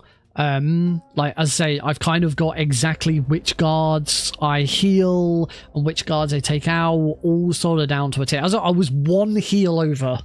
I miscounted my healing slightly. I mean, as I say, putting 20 guards to sleep, the chloroform is so handy that you never have to worry about that. You will do more than 20 guards because it's the easiest way of taking guards out. Particularly, there's an upgrade that we get later on. I think it's level 6. Which allows you to maintain speed, your normal movement speed, whilst chloroforming a guard, and that speeds it up so much. It's just the healing 20 guards is just the one that you really have to think about. As I say, I think I've kind of I got 12 guards out of chapter 2, out of chapter 3, the first chapter that we can do it on. And it's kind of important to do as much as you can at that point. Because you get unlimited health kits in chapter 3. It's the only time you can have unlimited health kits. You can go back and get some more if you really wanted to, but it's not worth it. But there are a bunch of health kits available in chapter 6 as well. So you kind of want to try and get as many done between chapter 2 and 6 as possible. Because we come out of chapter 6 with full as well. There isn't really any opportunity though to do it. You could do some in chapter 4, but I might add 1 to chapter 4, because I'm coming out of chapter 4 with loads of health kits. So I should probably add 1 to chapter 4. That would make 13, and then I only need 7. I only need 7 more, which with the 3 freebies that we get, I only need 4 more. 3 of those are easily achievable in chapter 8. We get 3 of them in chapter 8. 3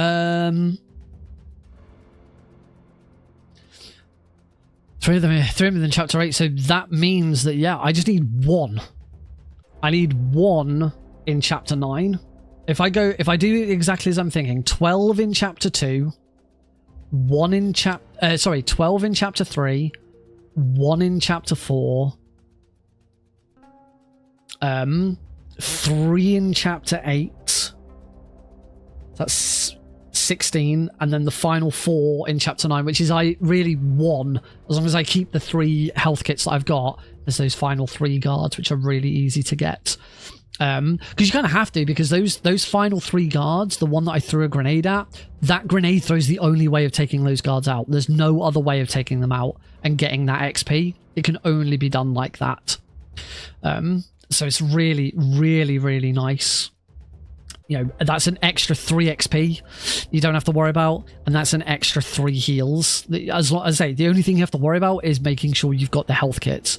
And because we've got the Room of Requirement, we get the health kits.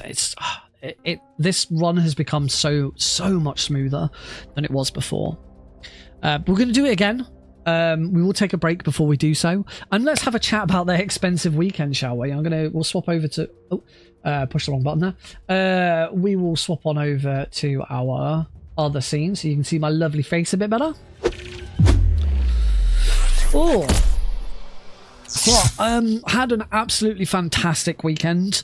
I was off work Thursday, Friday. So Thursday, Heidi and I spent the whole day with Alex. Had a really nice day. We didn't do a lot, but just had a really nice day spending time with him. And then Friday, so I say weekend, it was more Friday, Saturday than anything else. So on Friday morning, my parents drove down from Sheffield. And they came to here, and they looked after Alex all weekend. Until Sunday morning. And they got here. We exchanged pleasantries and explained to them, you know, here's what you need to do, and all of that. Because my parents absolutely adore Alex. Alex is their only grandson. They don't have any other grandchildren yet. I'm hoping one day me and Heidi might give them a second one. The only other way they get grandchildren is from my brother. That ain't happening. Ever. Almost I'd be very, very surprised if that ever happened. So yeah, they absolutely dote on him. They love him. And they had a great weekend with him. They love spending time with him. And just being around him, because they don't get to do it. As I say, they live in Sheffield, I live in Aylesbury, so it's quite a distance. So I only see them a couple of times a year, maybe three, maybe 4 if we're lucky. Depends on what's happening. Hopefully, I'm going to see them and take Alex up to them over Christmas at some point. But whereas Heidi's parents only live about an hour and a half away, so they see Alex a lot more often. So it's always really nice for my parents. So yeah, a huge thank you to them for coming down and looking after him. So then Friday afternoon, Heidi and I set off for London. Took the train in, my usual train route to work. So I went past my office because my office is viewable from the train station. And yeah, into London. What did we do first? We had some lunch on the train. Then we just went. We just went shopping. We were going to go to the hotel first. We had a hotel in Hammersmith. We were going to go to the hotel first, but in the end we decided it was only one small. It was just my work bag, so I just carried it. Yeah, we did a little bit of shopping first. We had a look around. We went. Actually, the first place we went to was Forbidden Planet, which is one of my favourite shops. Anyone outside the UK, if you've never heard of Forbidden Planet, it's a nerd shop. They sell board games. They sell. They have a huge selection of manga and books, and a huge book section, and then just loads of memorabilia. Figures and Funkos and trash and clothes. It's just a huge nerd shop. You could go in there and spend hundreds and thousands of pounds if you really wanted to. But I did spend some money in there. I spent £30. Because what I didn't realise before I checked it online and found out that Friday was Friday the 30th or the 30th? Friday was the 30th, not the 31st. No, sorry, Friday was the 31st. Yeah, Friday was the 31st. It was also Halloween on the Friday. We didn't really do anything Halloween-y. But Friday the 31st was also the release day in US and Europe for Riftbound, which is the new League of Legends physical trading card game. So League of Legends already has a card game spin-off called Legends of Runeterra. That is online only. It was supposed to kind of be an answer to Hearthstone. Didn't do so well. So it's not really the multiplayer is not really supported anymore. It's kind of more a single player experience instead. I tried to get into Legends of Runeterra. I really struggled with it, but they announced, I think it was earlier this year, they announced that they'd been making a trading card game, a physical trading card game called Riftbound, and Food Planet had it. They had a couple of different decks for 20 quid each, but they also, I didn't realize they were doing this, they also had the starter kit. I think it's called the Proving Grounds, where you get 4 decks and all of the bits that you kind of need to go with them to get started, which is fantastic. So yeah, I haven't played it yet. I've opened it up and had a look at everything. I haven't opened all of the decks up because they're all like in clear wrapper, because the game's designed to be playable between two and 4 players. Normally trading card games are designed for 2 players first, and then people sort of work out how you could play them with more people, but Riftbound was specifically designed so that it could be played with 2 to 4 people from the offset. And the rules specifically talk about certain things you might need to change if you're playing with 4. I think there's some rule changes if you're playing with 4 players, but for 2 and 3 players it's pretty much the same. Yeah, so Heidi and I haven't had the chance to play it yet, but we probably will do it. Hopefully over the weekend, we might get the chance to have a go. The starter decks come with there's a Master Yi deck, an Annie deck, a Lux deck, and a Garen deck. So yeah, really looking forward to giving that a go. And it was only 30 quid. I'd say the individual decks are £20 each. So to the starter kit being 30 quid and having 4 decks in it is actually pretty good value. I was really surprised. I thought Riot would like proper milk it and be like, oh yeah, this is starter kit 60 quid. No, 30 quid was more than reasonable. We went into some bars and we had a couple of drinks and stuff. And then we went to Boom Battle Bar on Oxford Street. Again, for anyone outside of the UK, I don't know if Boom Battle Bar exists anywhere else in the world. If it does, if Boom Battle Bar does exist in your part of the world, you're not in the UK, do let me know, because it'd be cool to know that. Yeah, we went to Boom Battle Bar. We had a couple of drinks. We didn't play any games. We didn't play shuffleboard or pool or anything like that. But we did have an escape room booked.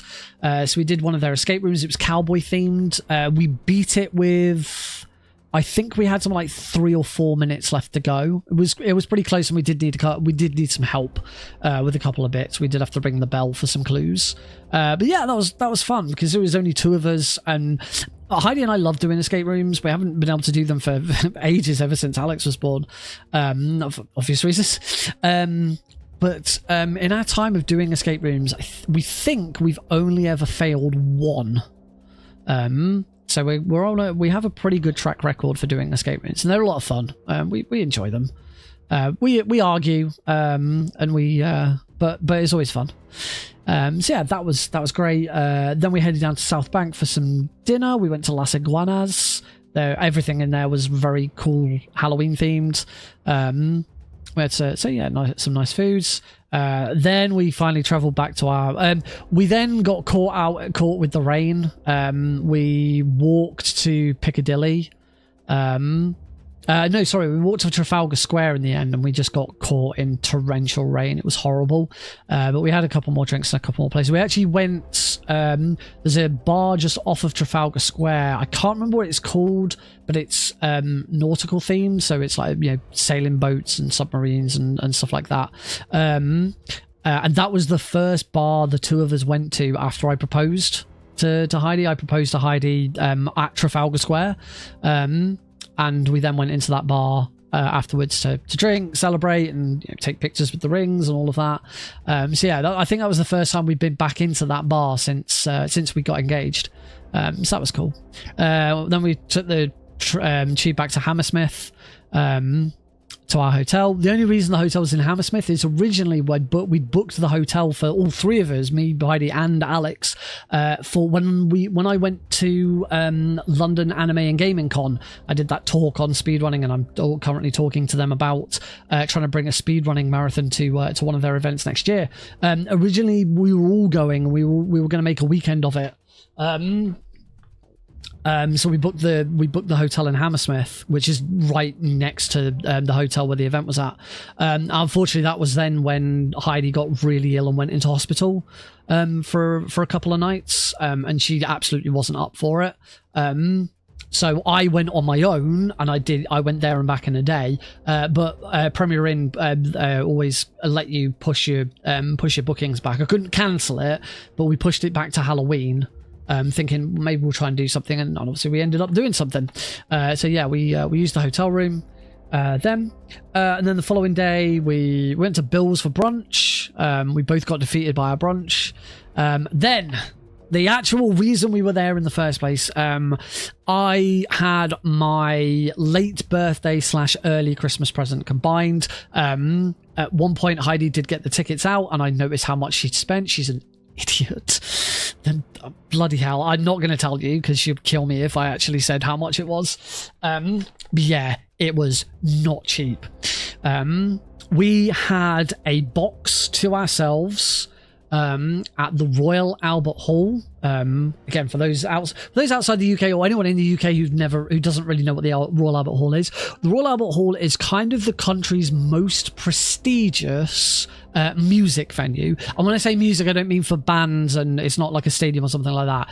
For like orchestras, and it's where BBC proms are held every year, and it's kind of, as I say, it's kind of the most if you've ever played at the Royal Albert Hall, then you've played in like the best place in the country. Heidi hasn't played at the Royal Albert Hall. She's been backstage. Heidi's dad has played at the Royal Albert Hall.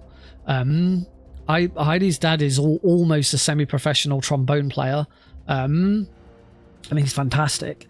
So Heidi's dad has played at the Royal Albert Hall. So like a lot of competitions, brass band competitions, which is what he's been involved with, and Heidi's been involved with over the years.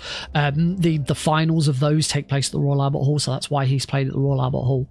So yeah, very prestigious. Heidi and I have been a couple of times. Went to see a video game concert there once. There's also one of the awards that I look after for work is held there. I've never been because it's the one that's really expensive, so none of us go.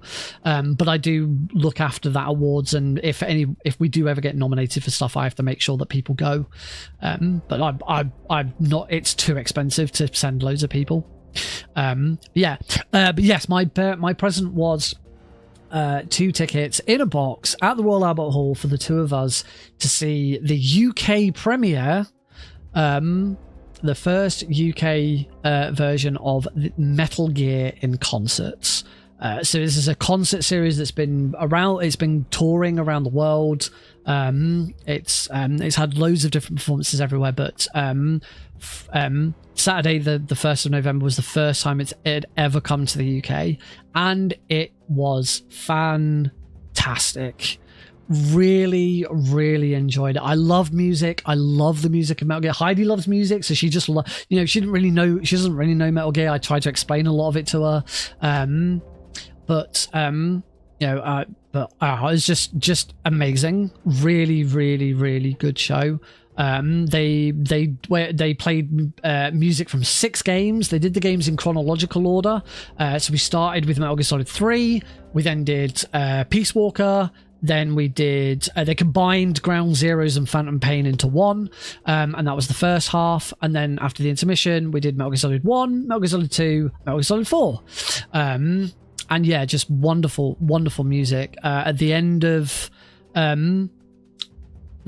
both acts, we had the real singers come out. So first up was Stephanie Jewston, who was the voice and motion capture for Quiet in Metal Gear Solid 5 Phantom Pain. She sang Quiet's theme, because she also sang Quiet's theme, but she sang Quiet's theme for us. And then one of the things I'd not really realised that I wanted this on my bucket list, and it then went on my bucket as soon as I realised that we were doing it. It went on my bucket list and has now been ticked off because it was amazing. Donna Burke singing Sins of the Father. Sins of the Father is kind of the main theme for the Phantom Pain. It is an incredible piece of music, and her vocals for it is she absolutely has to belt out some really loud long notes. And if you know Sins of the Father, you know the track. It was Donna Burke was the original artist for it. She was there. I've worked with Donna Burke myself. I did a speedrun marathon a couple of years ago for a marathon that I think's defunct. I actually had to look at it. I think it's defunct. I think the Discord servers. Yes, it is the whoa. Yeah, hearing that live. Oh, it was amazing. Yeah, so I did a marathon a couple of years ago. I ran ground zeros for that marathon, and the marathon organizer had a lot of connections with people and got Donna Burke to be my commentator for that run. So I've talked and as I say, worked with Donna Burke on this run. So actually seeing her perform live in person was just incredible. Absolutely loved it. And then they also came out right at the end. Stephanie Jewson came back out and she sung Snake Eater because they didn't play Snake Eater during the MGS3 section. They closed with Stephanie doing Snake Eater, and then Donna Burke came back out to do Heaven's Divide, which is the final theme from Peace Walker, which is, I believe, the first track that Donna Burke sang in Metal Gear. The only thing that was weird, and we know that there's a lot there in the past, there has been some copyright and plagiarism claims around the original theme of Metal Gear Solid. For that reason, after Metal Gear Solid 3 onwards, you never really heard the main theme again in the series. The da-da-da-da-da-da-da. You never really heard that again in the main series after Metal Gear Solid 3 because it's very, very close to an old Russian song. Or a Russian piece of music, rather. However, that theme does reappear in Delta. It seemed whatever that issue was, there was never any legal issues behind it. So that theme is reused in Delta, and they played it a little bit, but they did play it as part of the MGS3 because the MGS3 theme includes it at the end.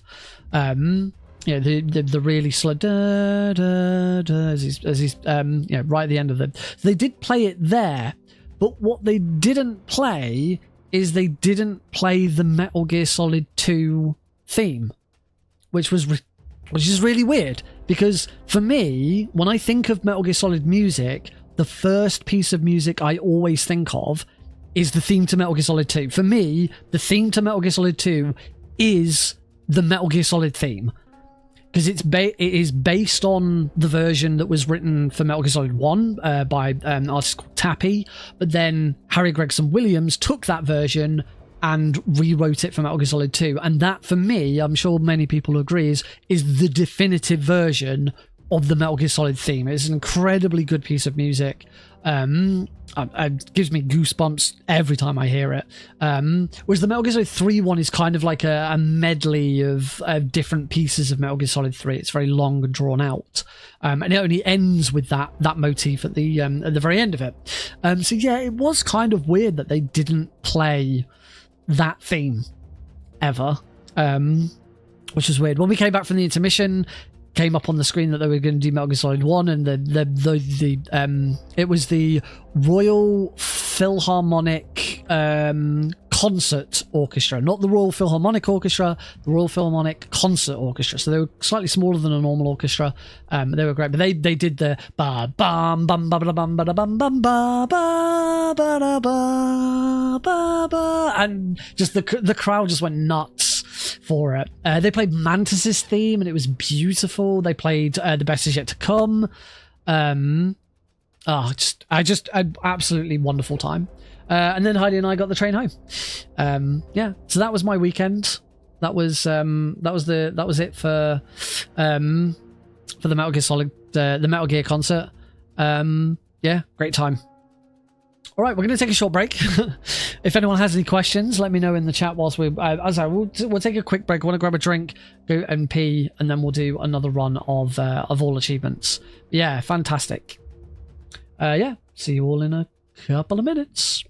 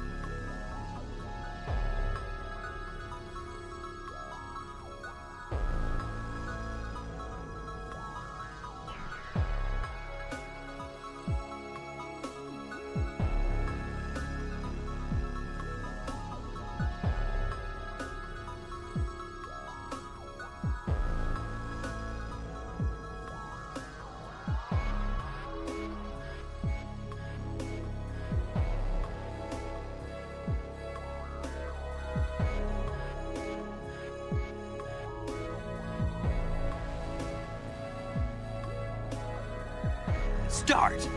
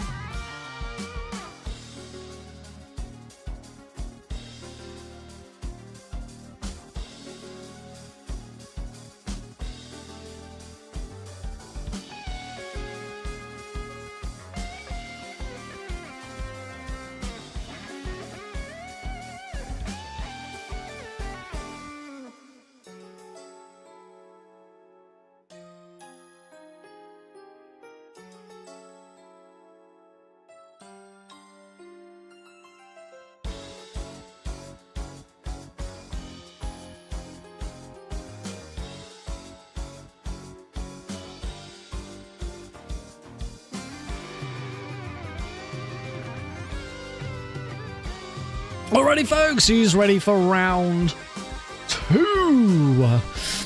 Let's get started with another run of UnMetal All Achievements coming at ya right now.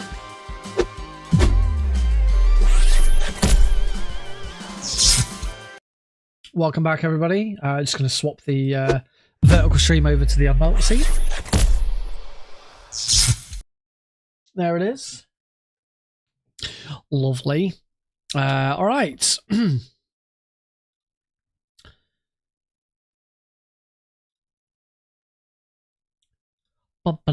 Just making sure everything's correct, which it is. All right, here we go. Round 2. I've already loaded up chapter 4. If you were watching during the break and you saw it suddenly say start on the screen, that was me loading up chapter 4 and the and live split kicking off. So here we go. One more run of all achievements. This is going to be my last practice run before Prevent-A-Thon. Prevent-A-Thon is this weekend. It actually, well, I say this weekend, it starts on Thursday. So Thursday, Friday, Saturday, Sunday, ends in the early hours of Monday morning. I am running UnMetal on Saturday afternoon. So you can check out the go to Prevent-A-Thon.com to find out exactly when that is, or you can find it on Angus. I'm also one of the tech staff for the run. Prevent-A-Thon uses Speedrun Tools UK. It's kind of my main, the main space that I use Speedrun Tools UK at the moment until I have my own marathon. So yeah, lots of testing and stuff, and I've already had to make a couple of fixes to things that I haven't really realised would break and stuff like that. So yeah, it's always a good testing ground for stuff.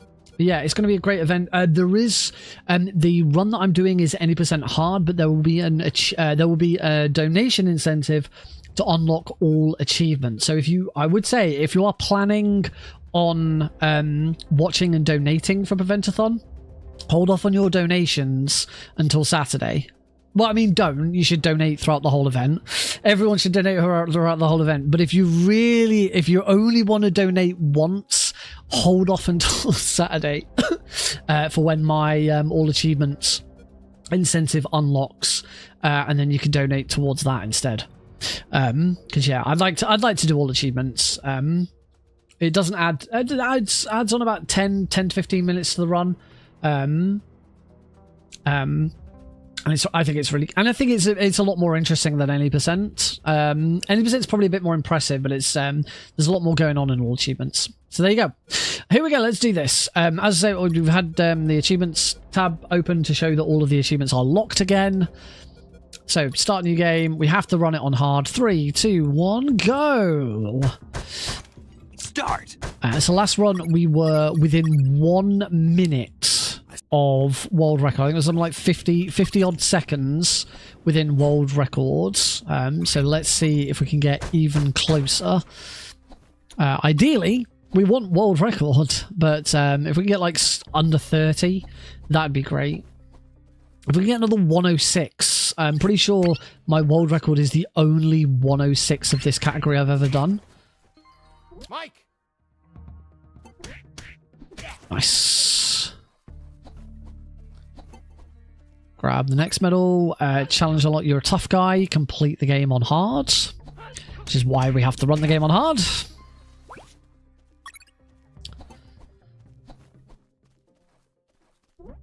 Wait for him to pee.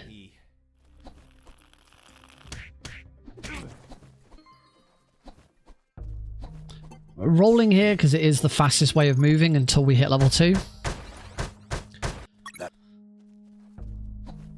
Roll down here. That guard looked over, so I'm glad that I moved. Ooh. Quite getting the right position there. That was close. Onto here, grab this medal for challenge unlock secrets. Obtain 15 secrets throughout the game. We're actually going to collect 16 altogether, I think. Or actually, no. No, I'm wrong. Actually, I think we do collect bang on 15. Craft an encrypted radio. Yeah, I'm wrong. I do. I get 15, not 16. I'm gonna load that save because loading that save resets the guards in the next room, so that guard appears at the top.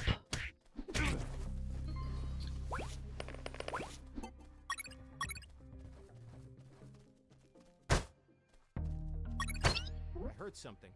Punch that. What was that? Mike. We want his handkerchief. I'm going to ignore the...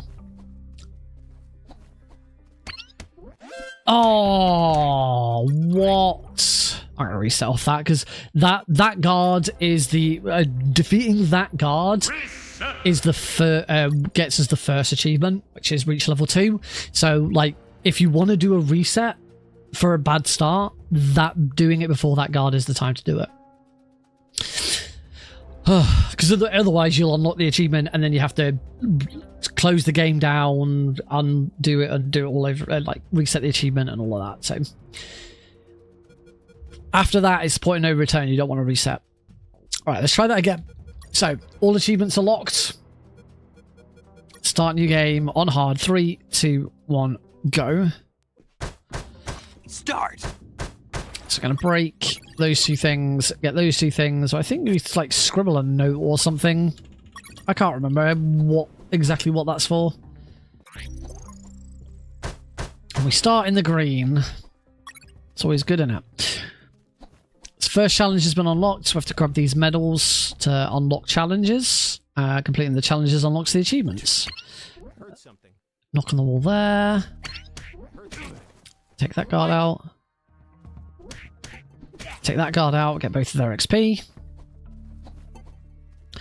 You're a tough guy, beat the game on hard difficulty, which is why we're playing the game on hard. Grab that guy's handkerchief. Then I'm going to wait for this guard to start peeing. I'm going to take this guard out whilst he's peeing.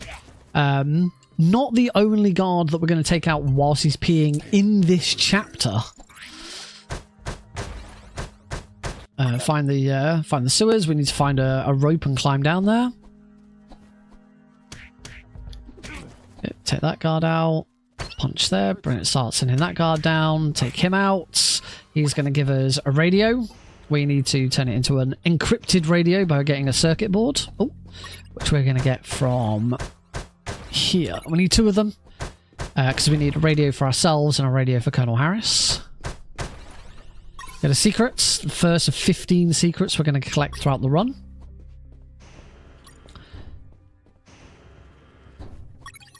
Craft the encrypted radio. Do it that quickly upon grabbing the radio because it actually skips some dialogue.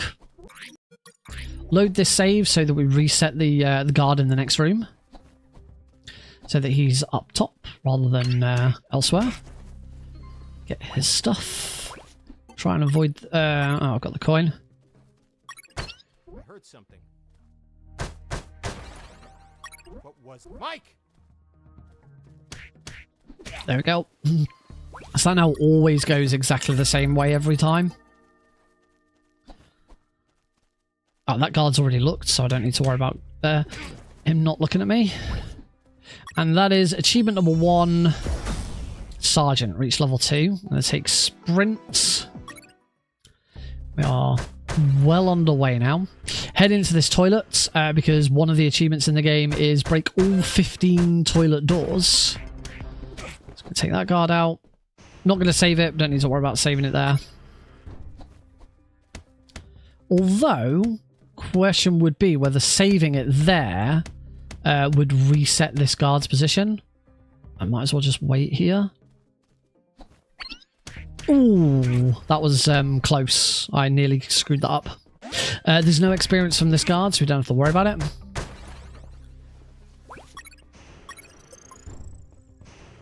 I'm not going to get... I'm trying to cut down on unnecessary balls.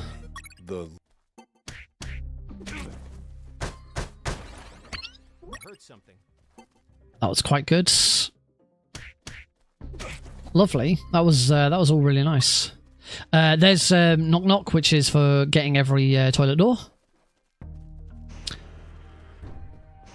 Up into here, this guard's going to ask if we can get the key out the box, and then he's like, "No, the other box." We now want to equip said key. Oh. Grab the metal. The medal for potty time, which is collect all 5 potties, and we grab potty number 2 whilst we're there. Now we can head down. What kind of RNG we're going to get? The guards are already laughing at their joke. What's in your closet, Private? It's water. Oh, this is a fast joke. Don't lie to me. This is wine. Praise the Lord. There we go. I got one of the, I think that's the fastest joke. So that was good RNG. We'll grab everything that we need and head into the first boss. Nice! 21 seconds ahead. He's going the other way, so he's being a bit... Oh, and he... Oh, he is... Come on, grenade guy, be nice, please.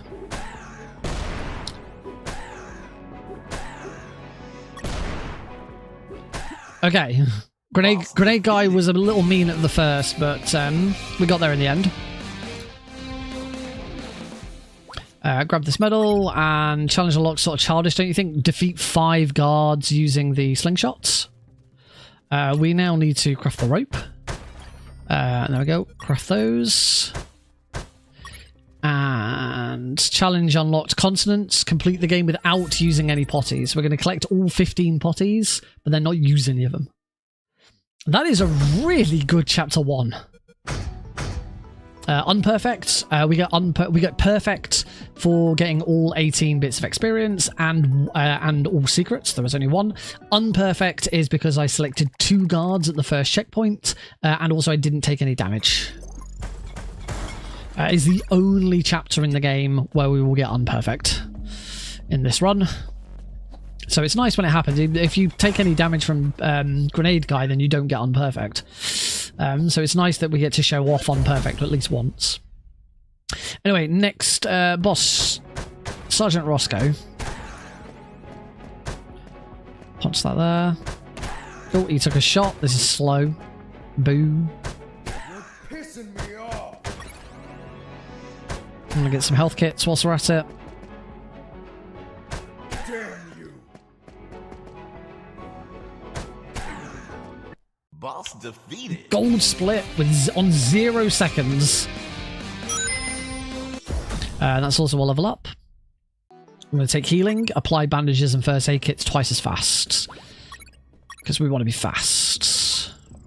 Everything we do has to be fast. We did get a load of health kits during that fight as well, which is nice. Oh, grab that plastic drum. We need that.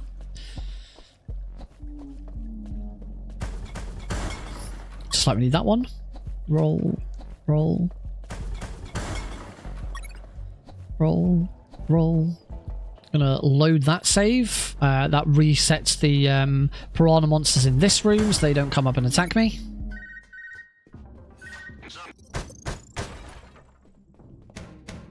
Grab this file. And then a big deviation from any percent, we're gonna go left. We're a mic. Gonna load that save because it resets the guards in the next room. It was a little bit slow, but hopefully I'm okay. Yeah, I'm fine. So yeah, by that loading that save means that those 2 guards are like that, which is ideal. Get that guard to just sort of look at me.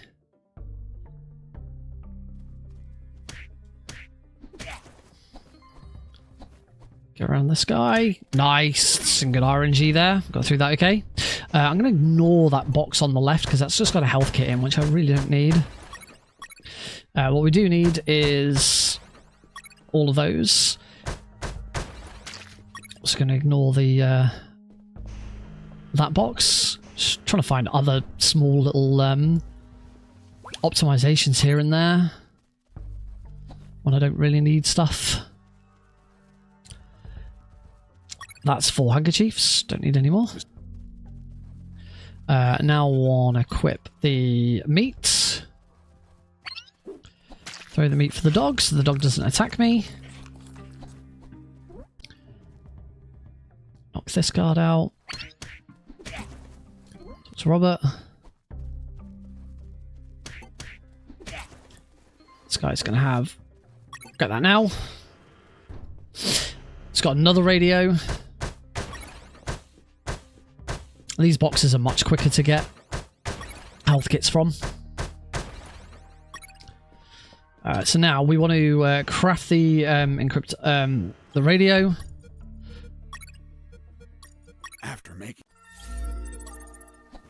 Give the radio to Robert.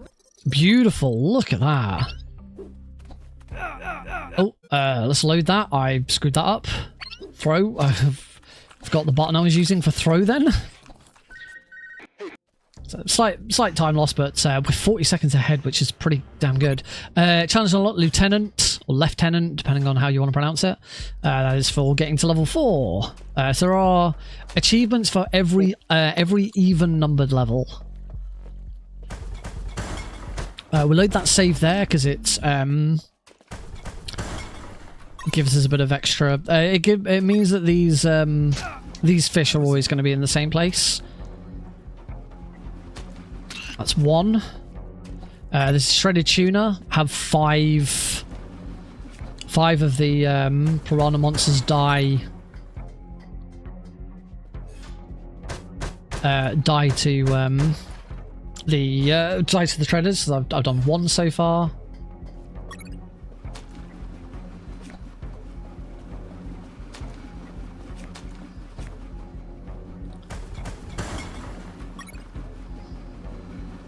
Oh, what? Oh, Jesse wouldn't put the bloody thing down. That's...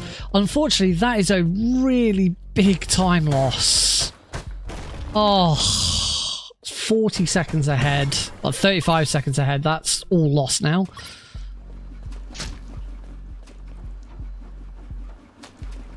One. Mr.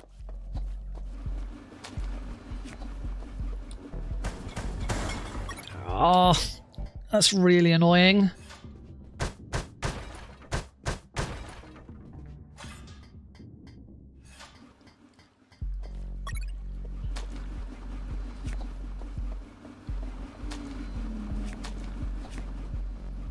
Getting these bottles for another achievement.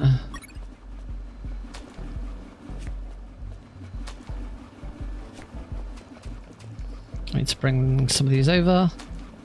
2, 3. It's just 2 more now. We'll get those in this room. 4, 5. There we go. Probably end up getting 6. How far behind am I going to be?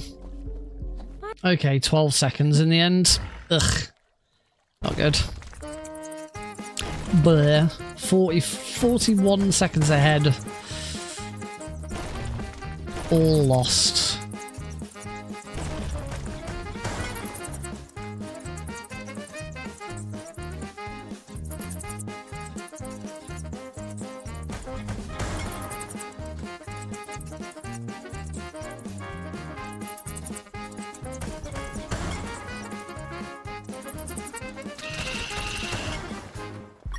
Oh, it was amazing.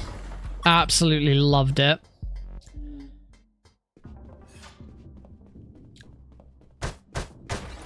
Absolute highlight had to be seeing Donna Burke live singing Sins of the Father. Just incredible. I'll grab the broken flamethrower, and now we're going to craft our Molotov cocktails, and then we're going to fix the flamethrower. These items are in awkward spots. There we go. 10 seconds behind. We're slowly making up some time. Oh, my first shot of the flamethrower there was a bit premature.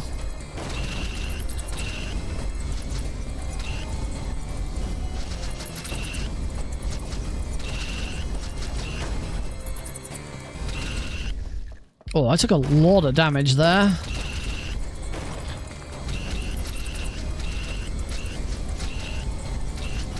Yeah, I'm just trying to find any opportunity to save time, but I've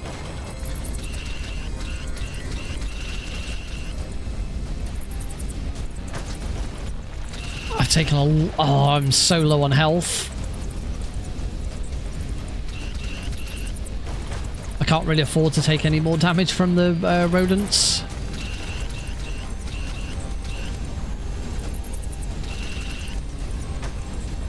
I'm okay. Ooh, I'm okay. I am okay. One neat little trick there. If you start healing and then pick up a stamina upgrade, you will instantly heal back up to full, which is really nice. we got a huge. Did you see? Were you seeing the evening? Which performance did you see? I saw the Saturday. I can't remember if it was Saturday and Sunday. If it was just Saturday, I saw the Saturday afternoon show.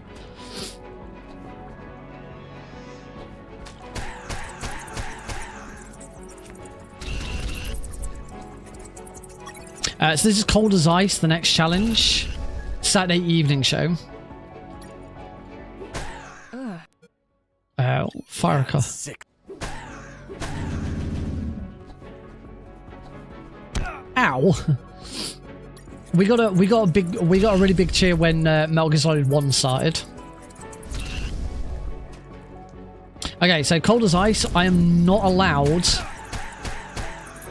to deal damage to sewer junk with the flamethrower. I have to keep punching it or using the slingshot.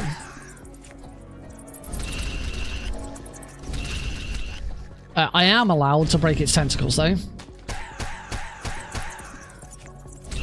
And I am allowed to use the flamethrower to kill the rodents.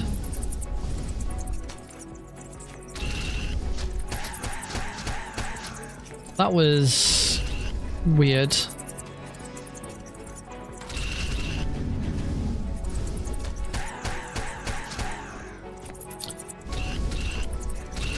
Oh, I hope I didn't just accidentally tag sewer junk there.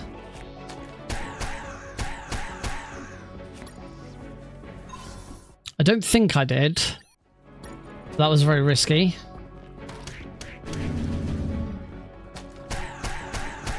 Oh, just not quite enough. Oh, now, of course, it's going to be in the furthest court. So I'm going to defeat it, and then I've got the furthest distance to run after defeating it. Cold as Ice got. I didn't accidentally tag it when I was firing up at those rodents. Oh, a bit slow. Take Rolling Thunder at level 4. Little bit of a slow boss there, unfortunately. I got some bad RNG. See, I lost a bit more time.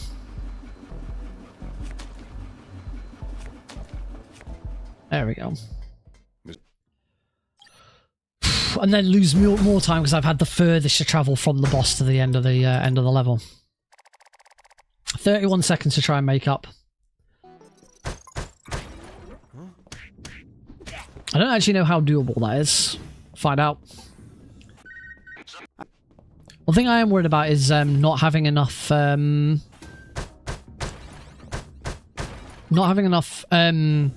depleted uranium balls, because I've not been collecting any, and I used quite a few in that fight. If he turns around, I'm screwed. Oh, okay, I nearly screwed that up.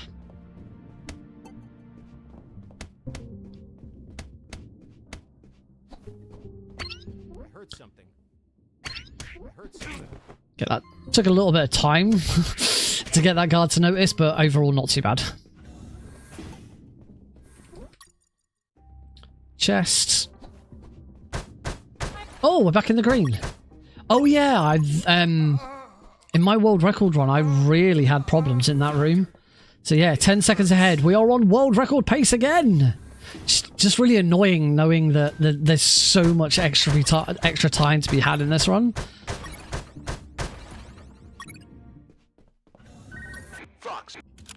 And reloads. Now we're going to start working on... oh! That was annoying.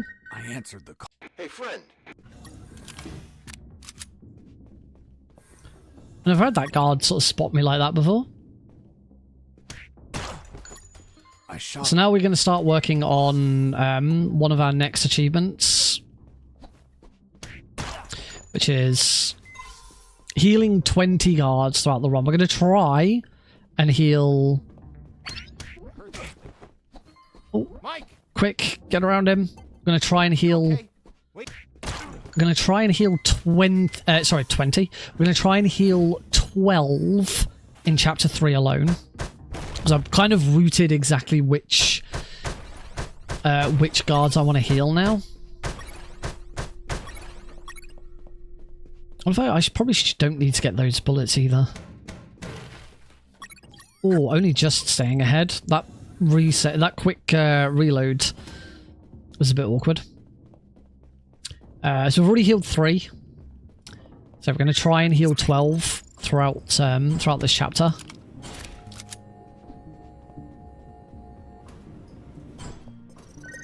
Another call. Next quick achievement to get here is Rage Against the Machine. You probably already guess what I got to do. Probably don't need to tell you what I need to do for this achievement. Ow. I was in. Oh.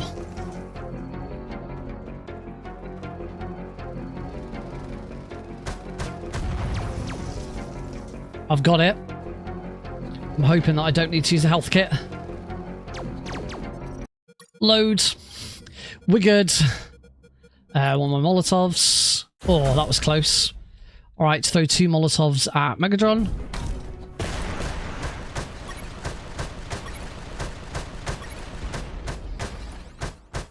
Boss defeated.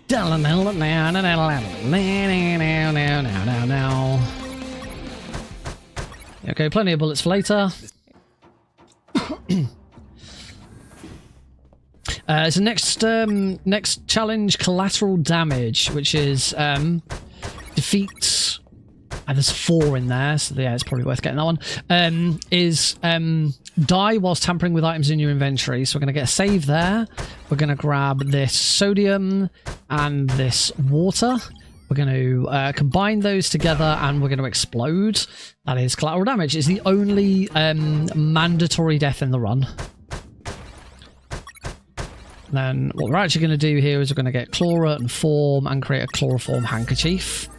And get our next big, you've got to do this throughout the whole run, which is good night, chloroform 20 guards. This is one that I'm not going to be tracking because we will just do it. Chloroforming guards is one of the safest and easiest ways of taking guards out in the run. So we will do it. That one, I believe, is more 2 more. I just want to make sure I've got plenty for later. I've been a bit lacking on them.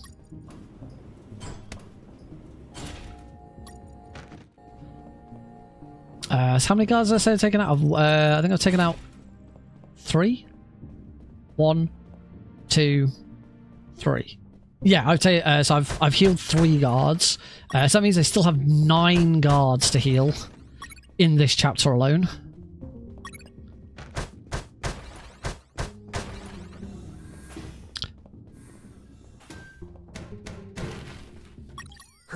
Call the Colonel.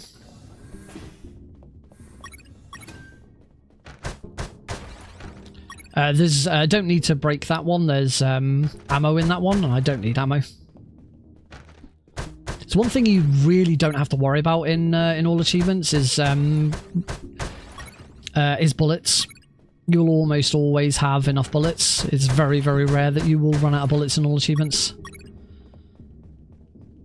Alright, in this room we're going to select guards. I'm going to punch that. I'm going to take that guard out. I'm going to punch that. I'm going to hit level 5. I'm going to take Gunslinger. Oh, I threw one too many there. What was that? And then I'm going to heal that guard. So that's, I believe that's now 5 guards healed. Yeah, I'm on 2. No, 4, because I'm on 2 health kits. Yeah. I've got 2. Yeah, I've got 2 health kits remaining, so I've healed 4 guards. Because we started with 6. Oh, give that to him. Hey, Larry. We've got our next achievement there in 60 seconds, which is reach the ground floor in 60 seconds. Which is very, even with the guards that we've got to take out, very easy. We've got 4 more heals to do here, so our number is going to go up to 8.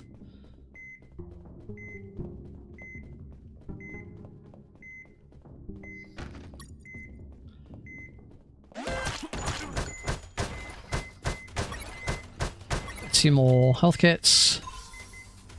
This allows me to take out these 2.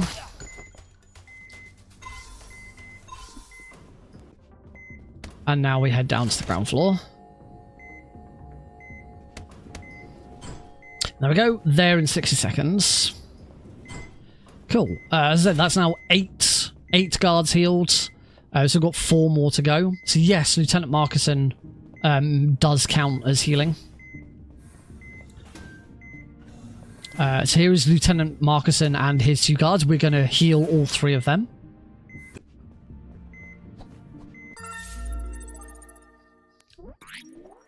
And then there is 1 more guard. Where's Eleanor in... Eleanor? Is Eleanor Jesse's wife? Or girlfriend? This is not her. Alright. So, fight against Lieutenant Marcuson. We're gonna shoot. I want my Molotovs. Marcuson's not being very nice. Throw. Boss defeated. Bad RNG, unfortunately. Marcuson, we want Marcuson to go left. But he didn't. Then heal these 2. Before they bleed out. Sorry, we wanted Marcuson to go right. Oh, the famous Ford must... Okay, I gotcha. I know exactly what you mean. I love that film. Alright, we want to heal this guy as well. There you go. So that is 12 guards healed just in Chapter 3. We only have 8 guards left in the entire game to heal. We're going to do 1. We're going to do 1 almost immediately in Chapter 4. Not quite immediately, but almost immediately. So we're going to take this guard out. We're going to grab another secret. Going to take this guard out. And then we're going to heal this guard. Leaving me with 1 health kit remaining. Which is fine. That's all we want left.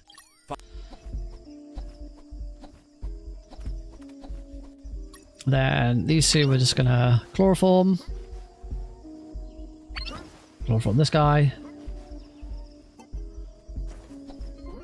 Then there is a secret behind here, as long as I get over in the right place. This guy we're just going to punch out, because it's the quickest way of dealing with him. And then we have the minefield skip. Be very, very careful here. Got the medal. Back up. Cool. always get worried about that bit. And then there's a save there. Oh, gold split. Nice.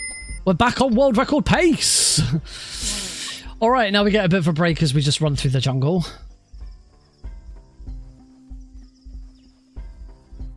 Oh, I'm sorry to hear that, dudes. Oh, my condolences.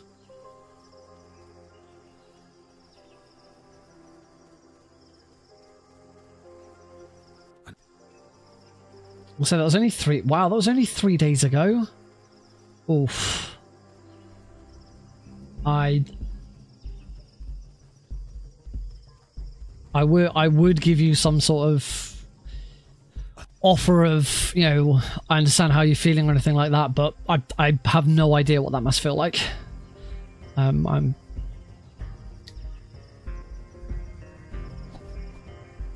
Right. We're gonna go for a bit of a roll. Try not to take too much damage.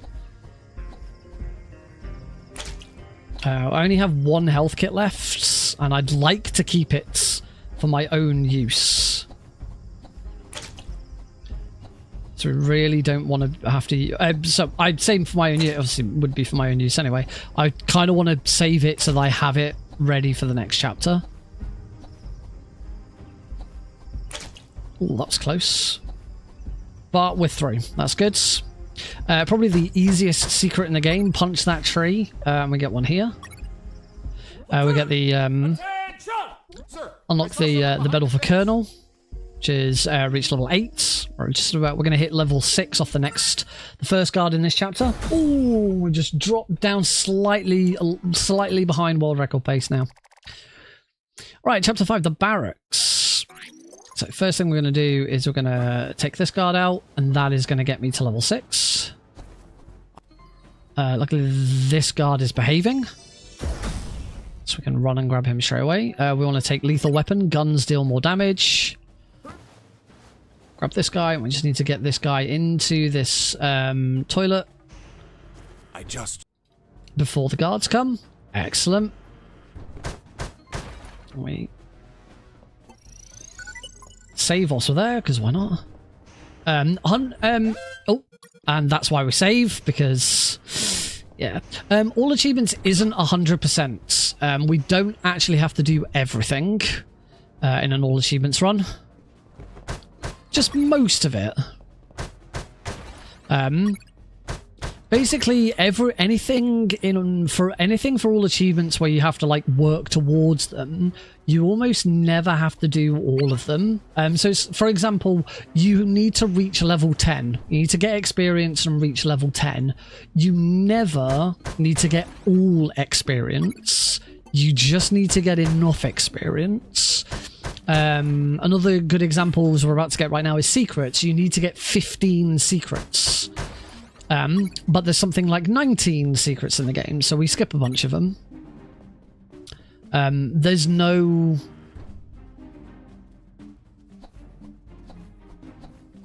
Oh, got him. Nice. There's no achievement, for example, for like defeating every boss. So we can still skip one of the bosses.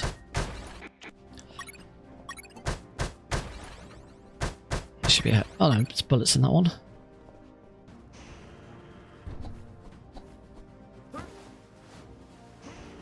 That was extraordinarily risky. Well, I'm very glad I went for it.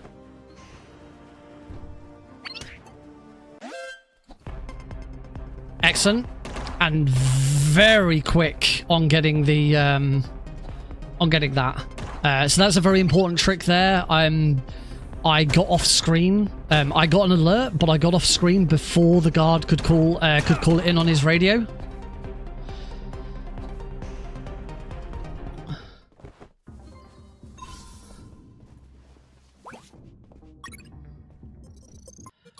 Load that save, resets all the guards. Cool. That's really good. We're in a really good space. Playing risky. Oh, this guard's been really slow. There we go. You play it really risky on any percent, not really on all achievements. But yeah, that move that I did there was pretty risky, but it worked out really nicely. I was quite pleased with that. So next we're going to grab this guy. We're going to try and bring him over to here, just so that the patrol doesn't do anything with him. Bring him in here. The patrol, from where that guard is, the patrol shouldn't see him. 2 health kits, that's nice. Grab another secret, bulletproof vest. Very, very important secret. It was one of the best secrets in the game. Can just move past those guards. Here we can because I've managed to get past those guards like that, I probably don't need to run in there. I could probably do this way. Yeah, never managed to get all the way over here before. This might screw my splits up a bit, because we're still on defeat drill instructor, which we're doing later. So yeah, my splits are a little all over the place here. So drill instructor, gear was stolen. We have a clue, and that clue is a place. There we go. So it looks like I'm 15 seconds behind, but I am. Save it. But reaching machine mic, I'm going to be massively ahead now. There you go. Hey, Limblum.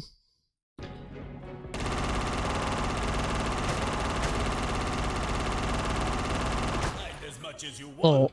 Those sandbags will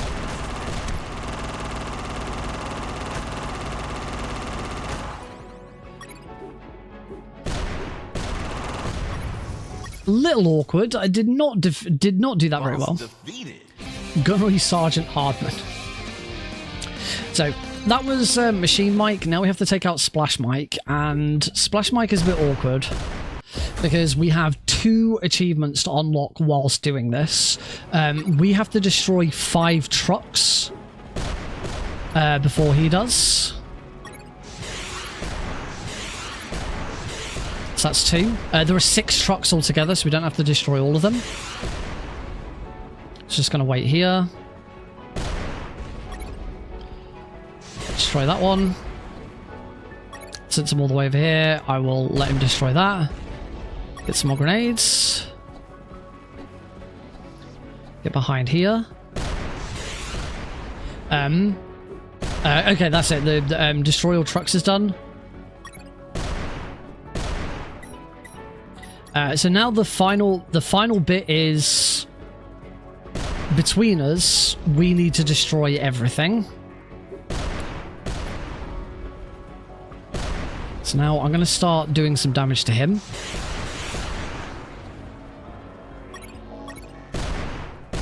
Wasn't quite in the right position to...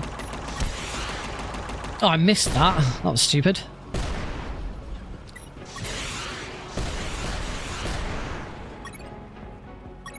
I just need to make sure I just don't die to him now. Cool. That was all good. Boss defeated. And we now hit level 7 as well. A little slower than usual. My route there wasn't quite as up to scratch as it should be. I accidentally took Medical Expert instead of Gag Reflex. It's not a big one, but it's slightly slower. I can't even remember what Medical Expert does. Luckily, Gag Reflex wasn't required. Might as well heal. Gag Reflex just means that when we're chloroforming guards, we still move at the same speed, so we don't slow down. Another quick achievement there, destroy 5 crates with the explosion of a single grenade. Handy one. And here we're going to ignore everything for the moment because we're going to get some secrets and, most importantly, some bullet slots.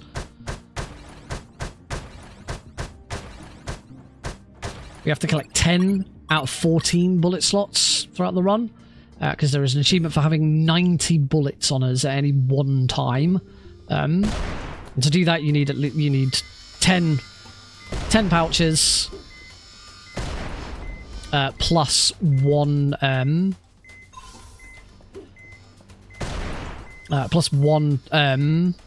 specific upgrade. Yeah, thankfully, I'm going to be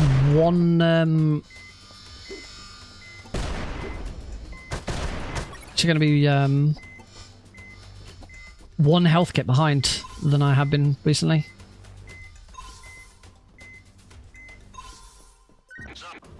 Right, we're going to sort out the submarine. Just trying to remember how many guards. I'm on 13. 30. I'm on 13 guards healed. It's the only one I really need to keep considering. Unfortunately, none of the engineers that I've just healed count. They do not count as heals. Must not load the save that I just got, because we'll softlock the game. If you use that grenade trick to blow up the box whilst recycling, if you then load that save, you softlock the game. Because the game, I only found this out last week. The game saves with the box destroyed, but without you having picked up the key from it. So when the game reloads, you don't have the key, and the box isn't there. And so you softlock. We're going to this toilet. Punch, punch, punch. We'll save it whilst we're here. It's a very nice safety save. Yes, it's to my knowledge, it's the only It's the only softlock I'm aware of in this version of the game. I'm also aware of a softlock in the Vita version of the game, which is actually a speedrun trick. You may, if anyone who recalls, one of the first things we do in Chapter 1 is craft an encrypted radio. Oh, don't. Oh, and that's why. There goes world record. I'm not coming back from that. I don't think that's a massive time loss.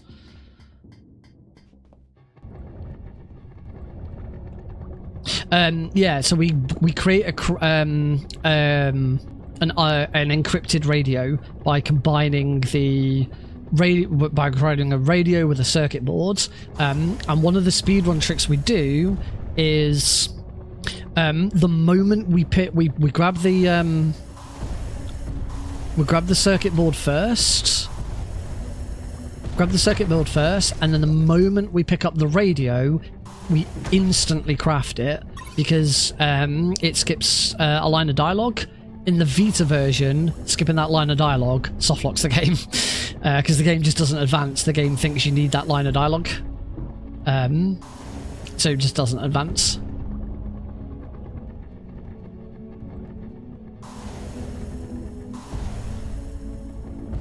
Because if I recall correctly, there's 3 lines of dialogue. Or I say lines, it's 3 sections of dialogue that play out. One, which is, I found a radio from a guard. The second one is, all I needed to do was combine my radio with the circuit board. And then the final one is, I combined the radio with the circuit board. I haven't. I'm aware of Metal Gear Acid 2 speedruns. It's one I've always wanted to do. I wouldn't want to do Acid 1. Acid 1 does not look like a fun speedrun. Acid 2 looks better. And Acid 2 is the better game. I know Plywood and I want to say Copper Tank, but that might be incorrect. A couple of years ago, really tried to do some like RNG manipulation to see if there was anything that could be done to try and basically manipulate card draws in Acid 2, and came up with nothing. Chapter 7, Boondocks. The hardest boss in the game, but because we'll be level 8 by the time we get there, it's a lot easier. I'd say Splash Mike is probably, in all achievements, I'd say Splash Mike is the hardest boss in the game. Sewer Junk's not particularly difficult, just annoying. The final boss is easy. Takuma Takagashi is easy. Yeah, I would say because of the achievements.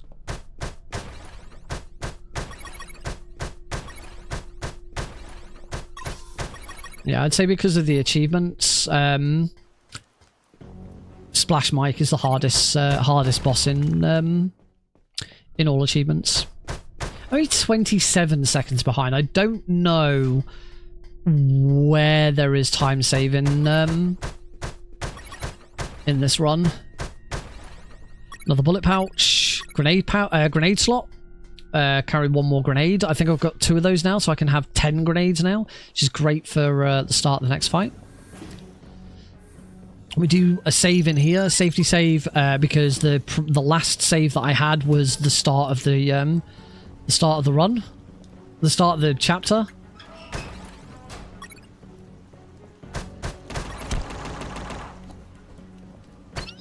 Nice, that's nice RNG. Here we're gonna want to shoot and heal one of the guards. Take that one out first. Oh. And this is the other reason why we do that load. I should have... I'm so bad at equipping my gun in those situations.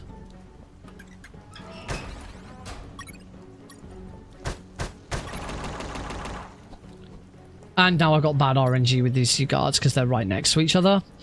Yep. That's gonna lure both of them over. Hopefully, because they're quite far away, I might be okay here.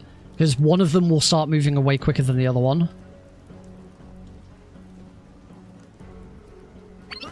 Yeah, I'm okay. Right. Now... There we go. That's another guard.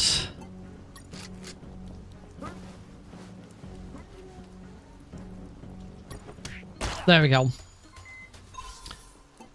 So that's 2 more guards done, and that's level 8. We take Demolition Man. Grenades and rockets deal more damage. Oh, I haven't actually got the money yet. Helps. And we got 1 more guard to heal in this chapter.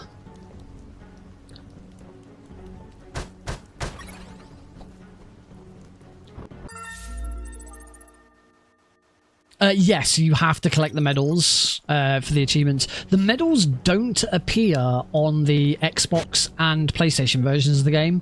The PC and Switch versions, they do. There is a first aid kit in there, which I would like.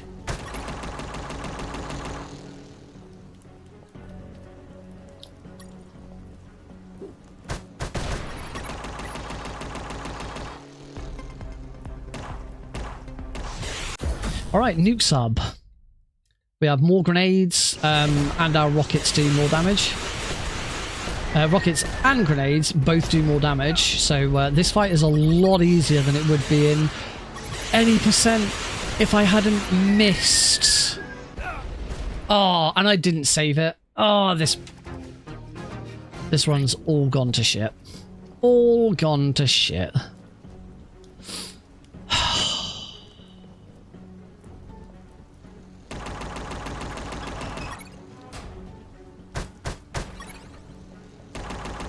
Am I right in thinking there's another first aid kit somewhere here? Useless. No.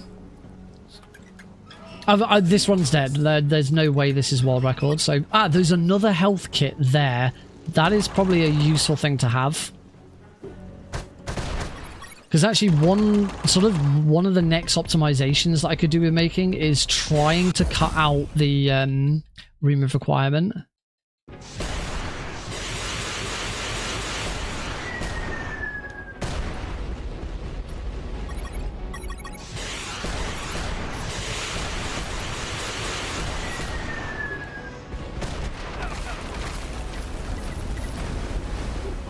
That's not gonna hit.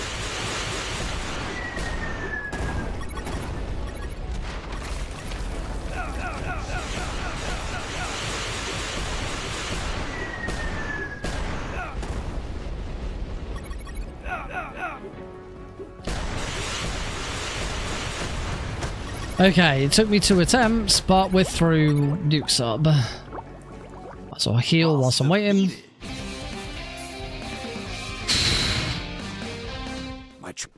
Oh, that heal just wasn't quite quick enough. Next medal.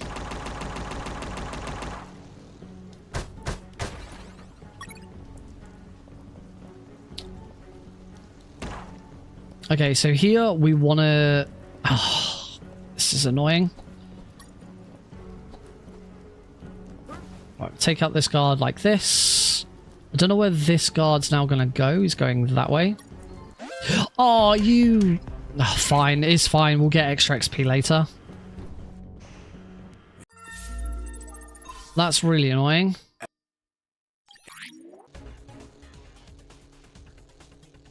Luckily, XP at this point isn't necessary too much. We'll be getting more XP. There's more I wanted to heal that guy.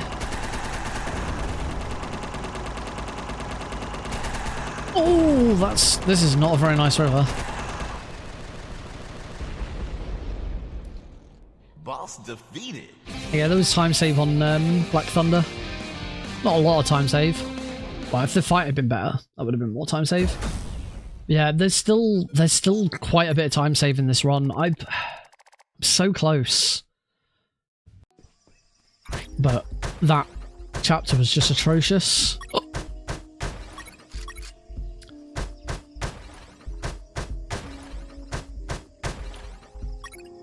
kind of really makes me want the donation incentive to be met for Prevent-A-Thon, because boy howdy, if I could get world record on stream on during the marathon, that'd be amazing. I've never done it. I've PB'd. I've PB'd on during a marathon, but I have never I've never gotten a world record during a marathon. And if there was ever a game to do it on, UnMetal would probably be. I've been close with UnMetal. My first ever live marathon run of UnMetal, I believe I was something like 5 or 6 seconds behind world record.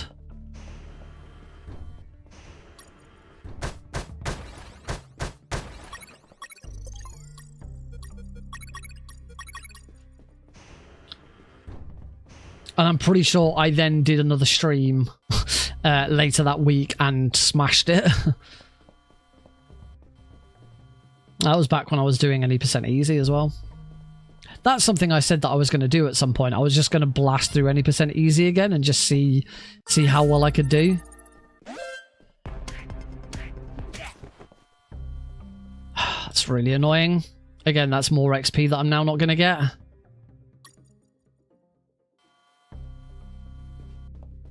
That also massively messes up. Okay, not messed up that much. Yeah, I'm now like 2 XP behind where I would normally like to be at this point in the game. Now, thankfully, we get those plenty of XP available in Chapter 9. There's more than enough XP.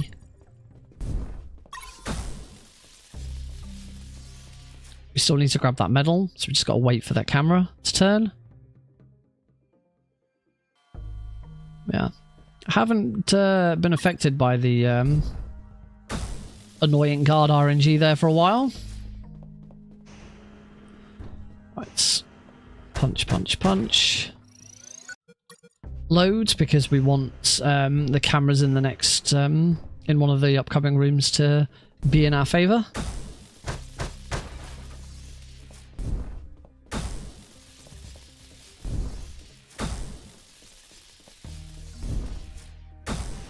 We've got to be very, very fast to do it, though. The window for it is really tight.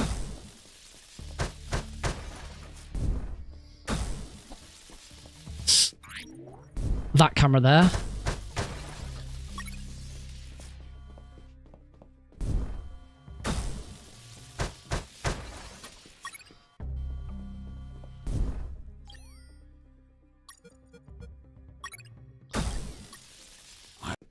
There we go. Pizza, pepperoni. Oh, I didn't look. Oh god, I didn't look at the pizza before I combined them, so it didn't count. That's annoying. It's because. Oh, this run.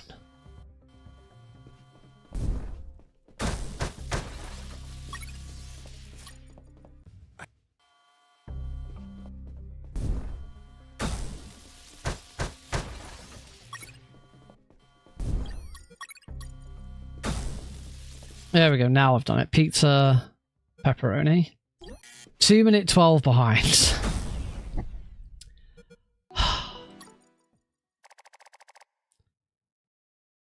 You can start to see exactly where all this extra time save is going to come from. I do need to make sure I get some extra guards here. Unfortunately, as I said before, I accidentally took the wrong one of the wrong upgrades, so I don't chloroform quite as quickly. But that is good night complete. Put 20 guards to sleep. So I've at least done that. So right now, taking out these Scandinavian guards by putting them to sleep is more because this is pretty much the only way of taking them out stealthily.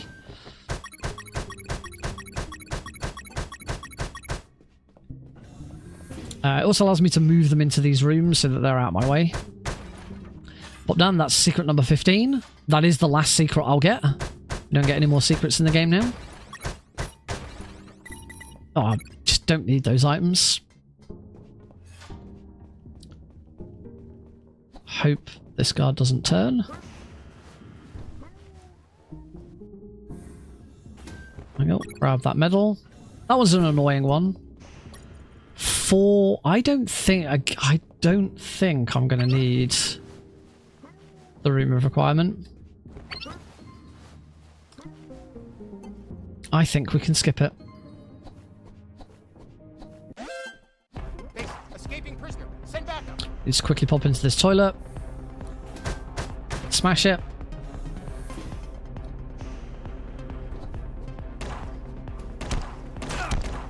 As long as I don't die here, I'm fine. Yep, we're good. Loads, get all my health back. There's quite a few health kits hidden around here. Now get the best piece of music in the game.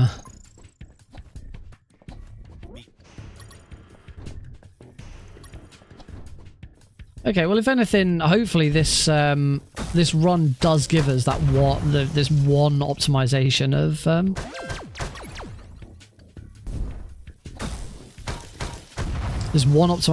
not needing to go into the remove requirement. Ow. Except I'm probably gonna have to heal there. Yeah, I am gonna have to heal. That's a shame.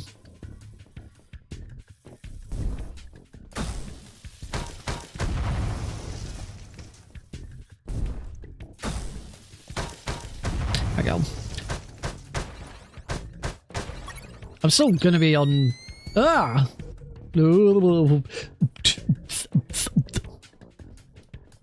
This seems like the disco seems like a really good one to have with this bit of music. This is my favorite piece of music in the game. I love it.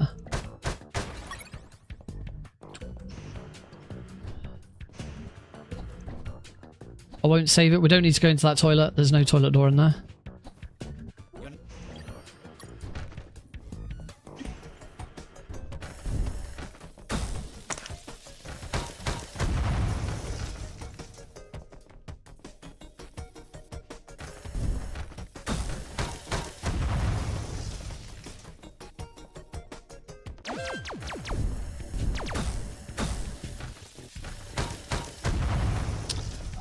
Shame we lost the really good tunes. Right, and we're at the other side. Come on. Oh, that was very, very close.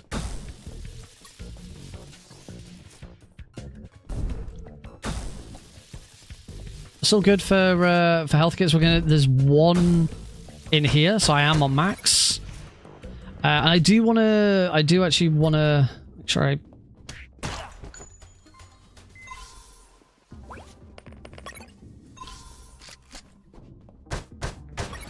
I believe I still need to take out. I heard something.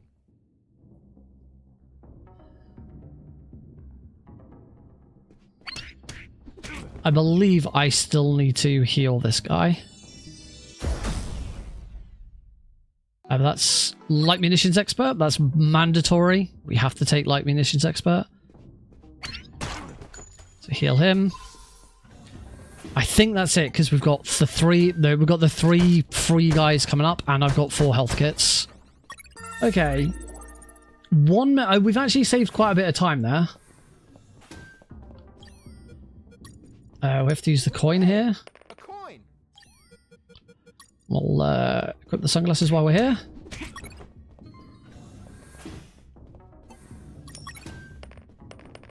There we go. Got the photographs. Look at this photograph. Just take out all 3 of them. And 1, 2. I've done it again. I was 1 ahead. Well, I was still one heal ahead. That's 21 heals. Oh well. As long as I'm okay for XP, that's the important bit. Oh, I've got plenty of electro, plenty of ammo for this. Guards are in okay positions here. Take that guy out. Move over here. Wait for him to come around the corner and blam. Yeah, we should be good. Here we're going to finally complete another achievement, which is the one for having 90 ammo. I think it's Lord of Bullets. Yep, Lord of the Bullets. Have 90 or more bullets at the same time. We just hit that. We'd only just hit... Oh, wrong way. We'd only just hit level 9. Level 9, you have to be level 9. You have to be level 9. And you have to have it to get, and you have to have taken light munitions expert. You can't take heavy munitions expert, and you have to have had 10 bullet pouches out of a possible 14 throughout the game.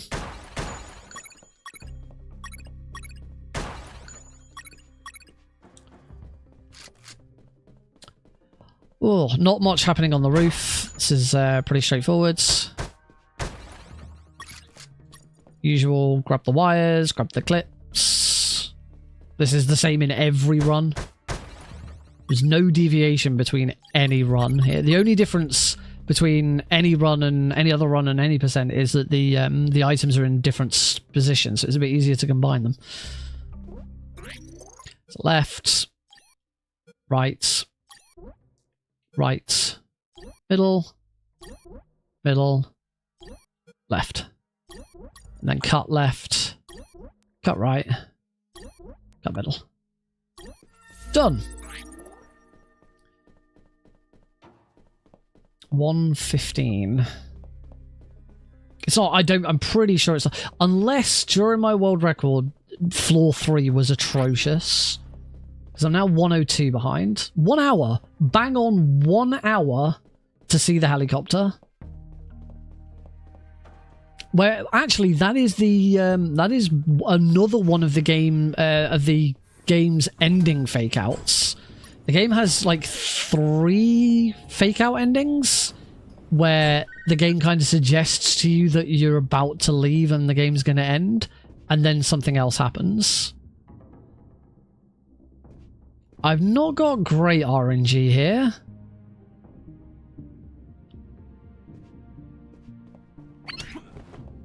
That'll do. Need to wait for that guard to go a bit further up there because that's going to trigger this guy. Got him. Nice. Okay, I did okay. Break both of these. I should be okay for XP. I shouldn't need to go down. There's two Japanese guards in the room below me, and those are like the last 2 that you could possibly grab. I'm going to use a coin here because this guard's really... Oh, he wasn't looking.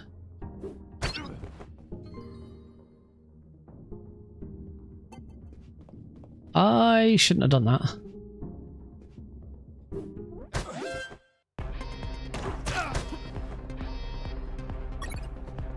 Okay, we're going to do the Hail Mary option, which is come and stand here and just beat on guards as they come onto the screen.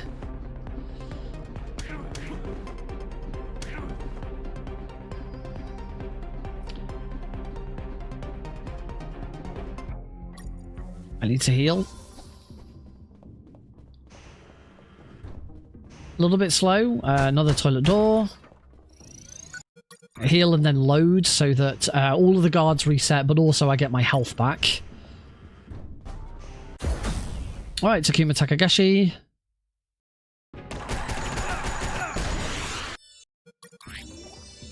Load to skip the ending bit there. Good dirty medic. We'll take it. Doesn't matter at this point, but we'll take it. Dancer Blade and Gun. Defeat Takuma without him healing.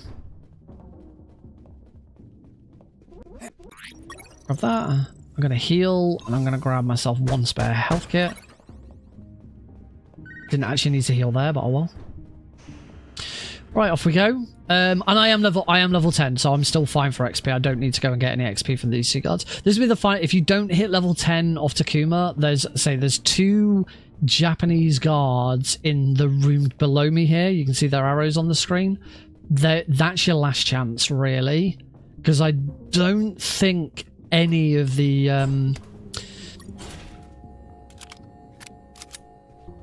I don't think at this point any of the Scandinavian guards have not already seen you.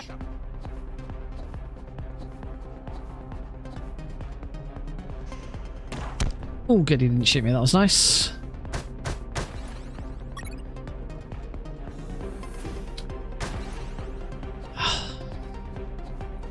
It is, I gotta say, it is a little disheartening looking at when I'm so far behind and then how much time I managed to pull back, because there were lots of errors, lots of issues in the world record. I just need to have a run where I wouldn't say nothing goes wrong, just no really big issues. Anyway, final stretch before we get to the end. At the end of the day, this run would still be fine for Prevent-A-Thon, and that's the important thing. I made quite a few really annoying errors, and I've gotten a bit annoyed. So that side of things would not be okay for Prevent-A-Thon. I took a bit of damage there, but that's fine.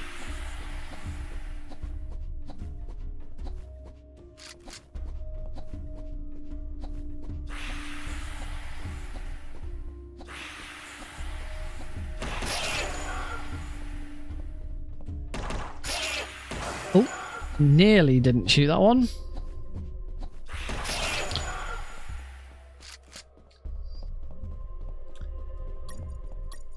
I don't need any, don't need any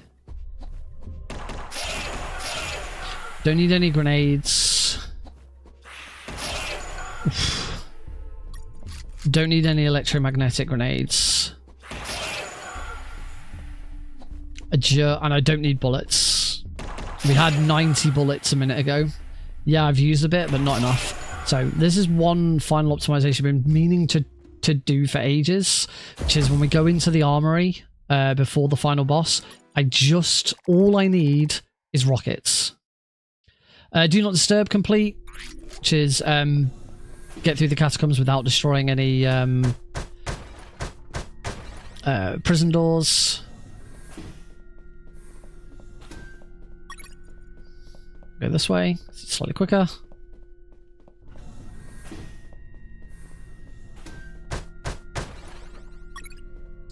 We'll see one.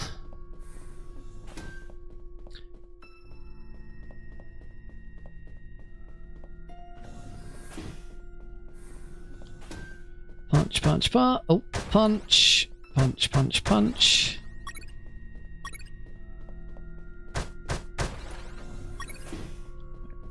Alright, combine. Drop it on there.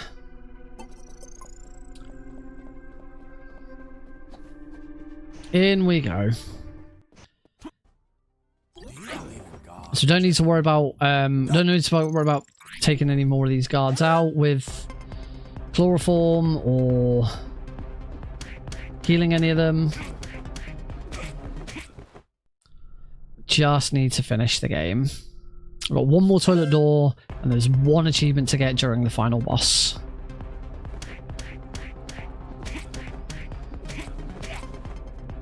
Leave that guard. We always leave one to tell the tale.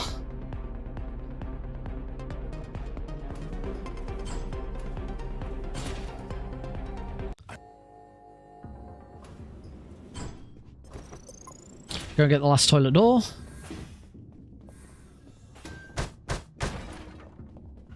There we go, knock knock, unlocked. Into the armory. So in the armory here, we just need those. That's it, nothing else. I've got a health kit I need to use after the robo-tank, and the robo-tank is the achievement. We have to defeat the robo-tank without using any electromagnetic grenades. Now I only have 3, and I need 1 gold split, because I finally optimized the bloody armory.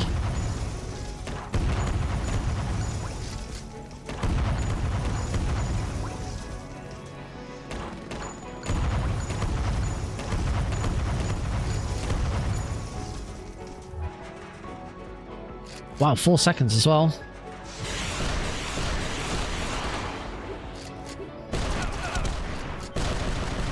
Beautiful.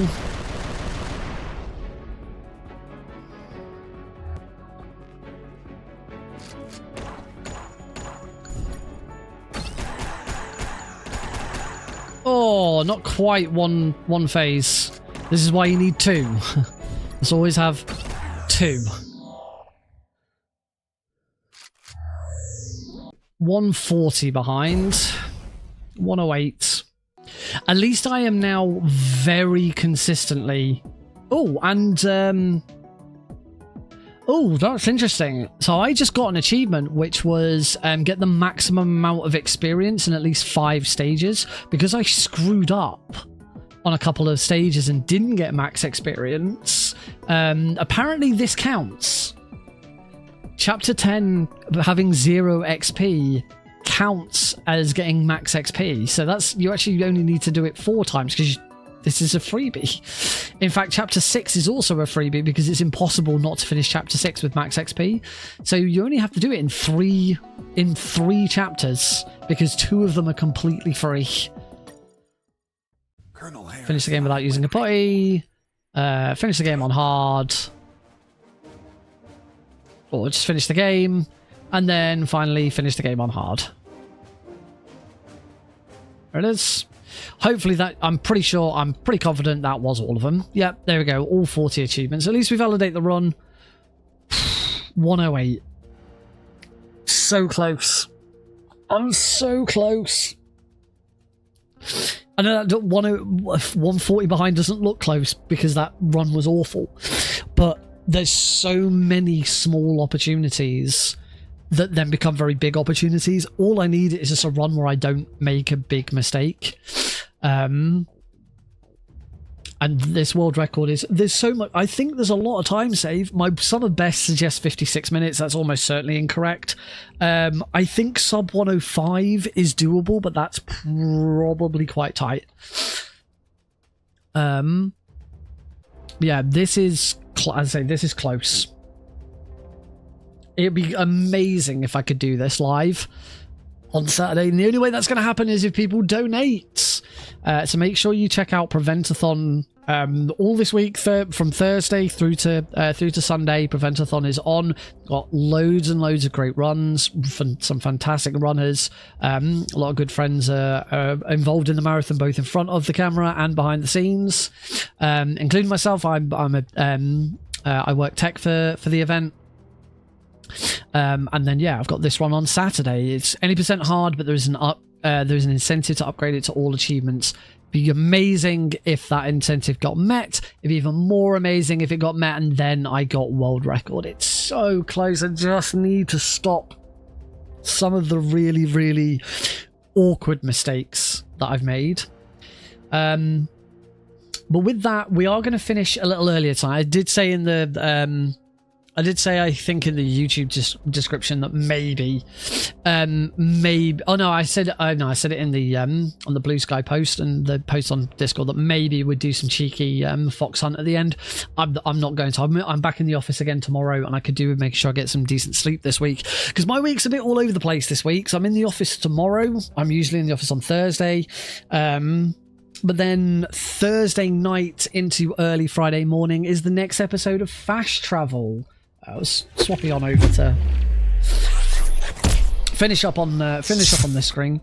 Yeah, next episode of Fast Travel, the my GDQ hotfix show, is this Thursday evening / early Friday morning. My episodes are usually on a Friday, but because my Friday episode should have been last week, but it was GD queer. That's the one disadvantage of being a Friday show, is that if any special event is on GDQ over the weekend, my hotfix show gets moved, and it either gets moved to the Thursday before or the Thursday after.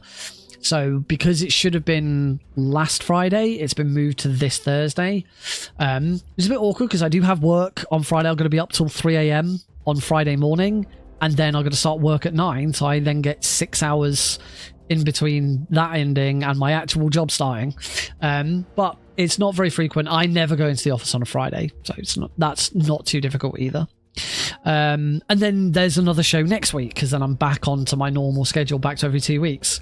I've only done 2 shows. We've had a month's break since my second episode, because it was GDQ Express, so it got pulled forwards to the Thursday before, which I couldn't do.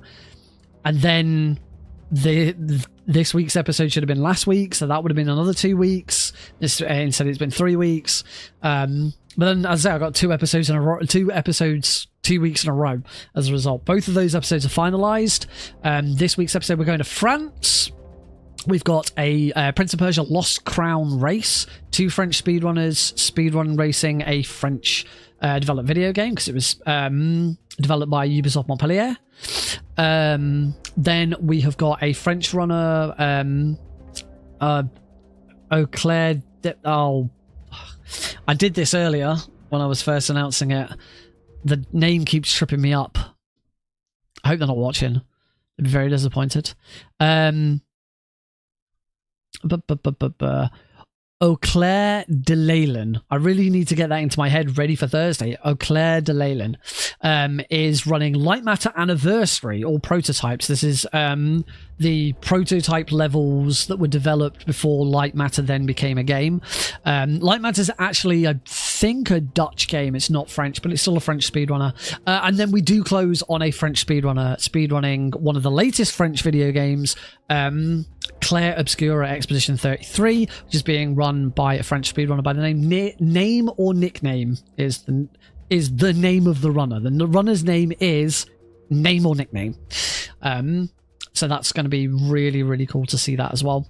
And then the episode the following week is already finalized, but you'll have to find out on this week's episode where we're going for that one. And I've already got 2 runners ready for my next episode in another 2 weeks time after that. So 3 weeks time, I've already got 2 of my runners ready for that one. I just need to find 1 more runner for that episode, because I already know which country we're going to for the next 3 episodes. Then I've got to figure out what I'm doing for Christmas. That'd be fun. All right, on that note, thank you very much for watching, folks. There is no stream this Thursday, because it's the start of Prevent-A-Thon, so I will be on hand for any tech issues, and then of course it's my hotfix show. So yeah, I'm not actually scheduled to be part of Prevent-A-Thon on Thursday night, but I will be there from the start in case anything goes wrong. It shouldn't do. We should be good. So yeah, no stream on Thursday, but you can catch me obviously on the GDQ Hotfix channel from midnight on Thursday, midnight UK time, 7 p.m. US time, and then you can catch me on Prevent-A-Thon on Saturday. I actually can't remember exactly when that is. I should probably know that, but it doesn't matter. It'll be fine. I'll know when I know. But thanks very much, folks. Have a great couple of days, and yeah, as I said before, if you are planning to donate to Prevent-A-Thon, hold off until Saturday so that you can donate for the All Achievements upgrade. Anyway, have a good one, folks. Good night.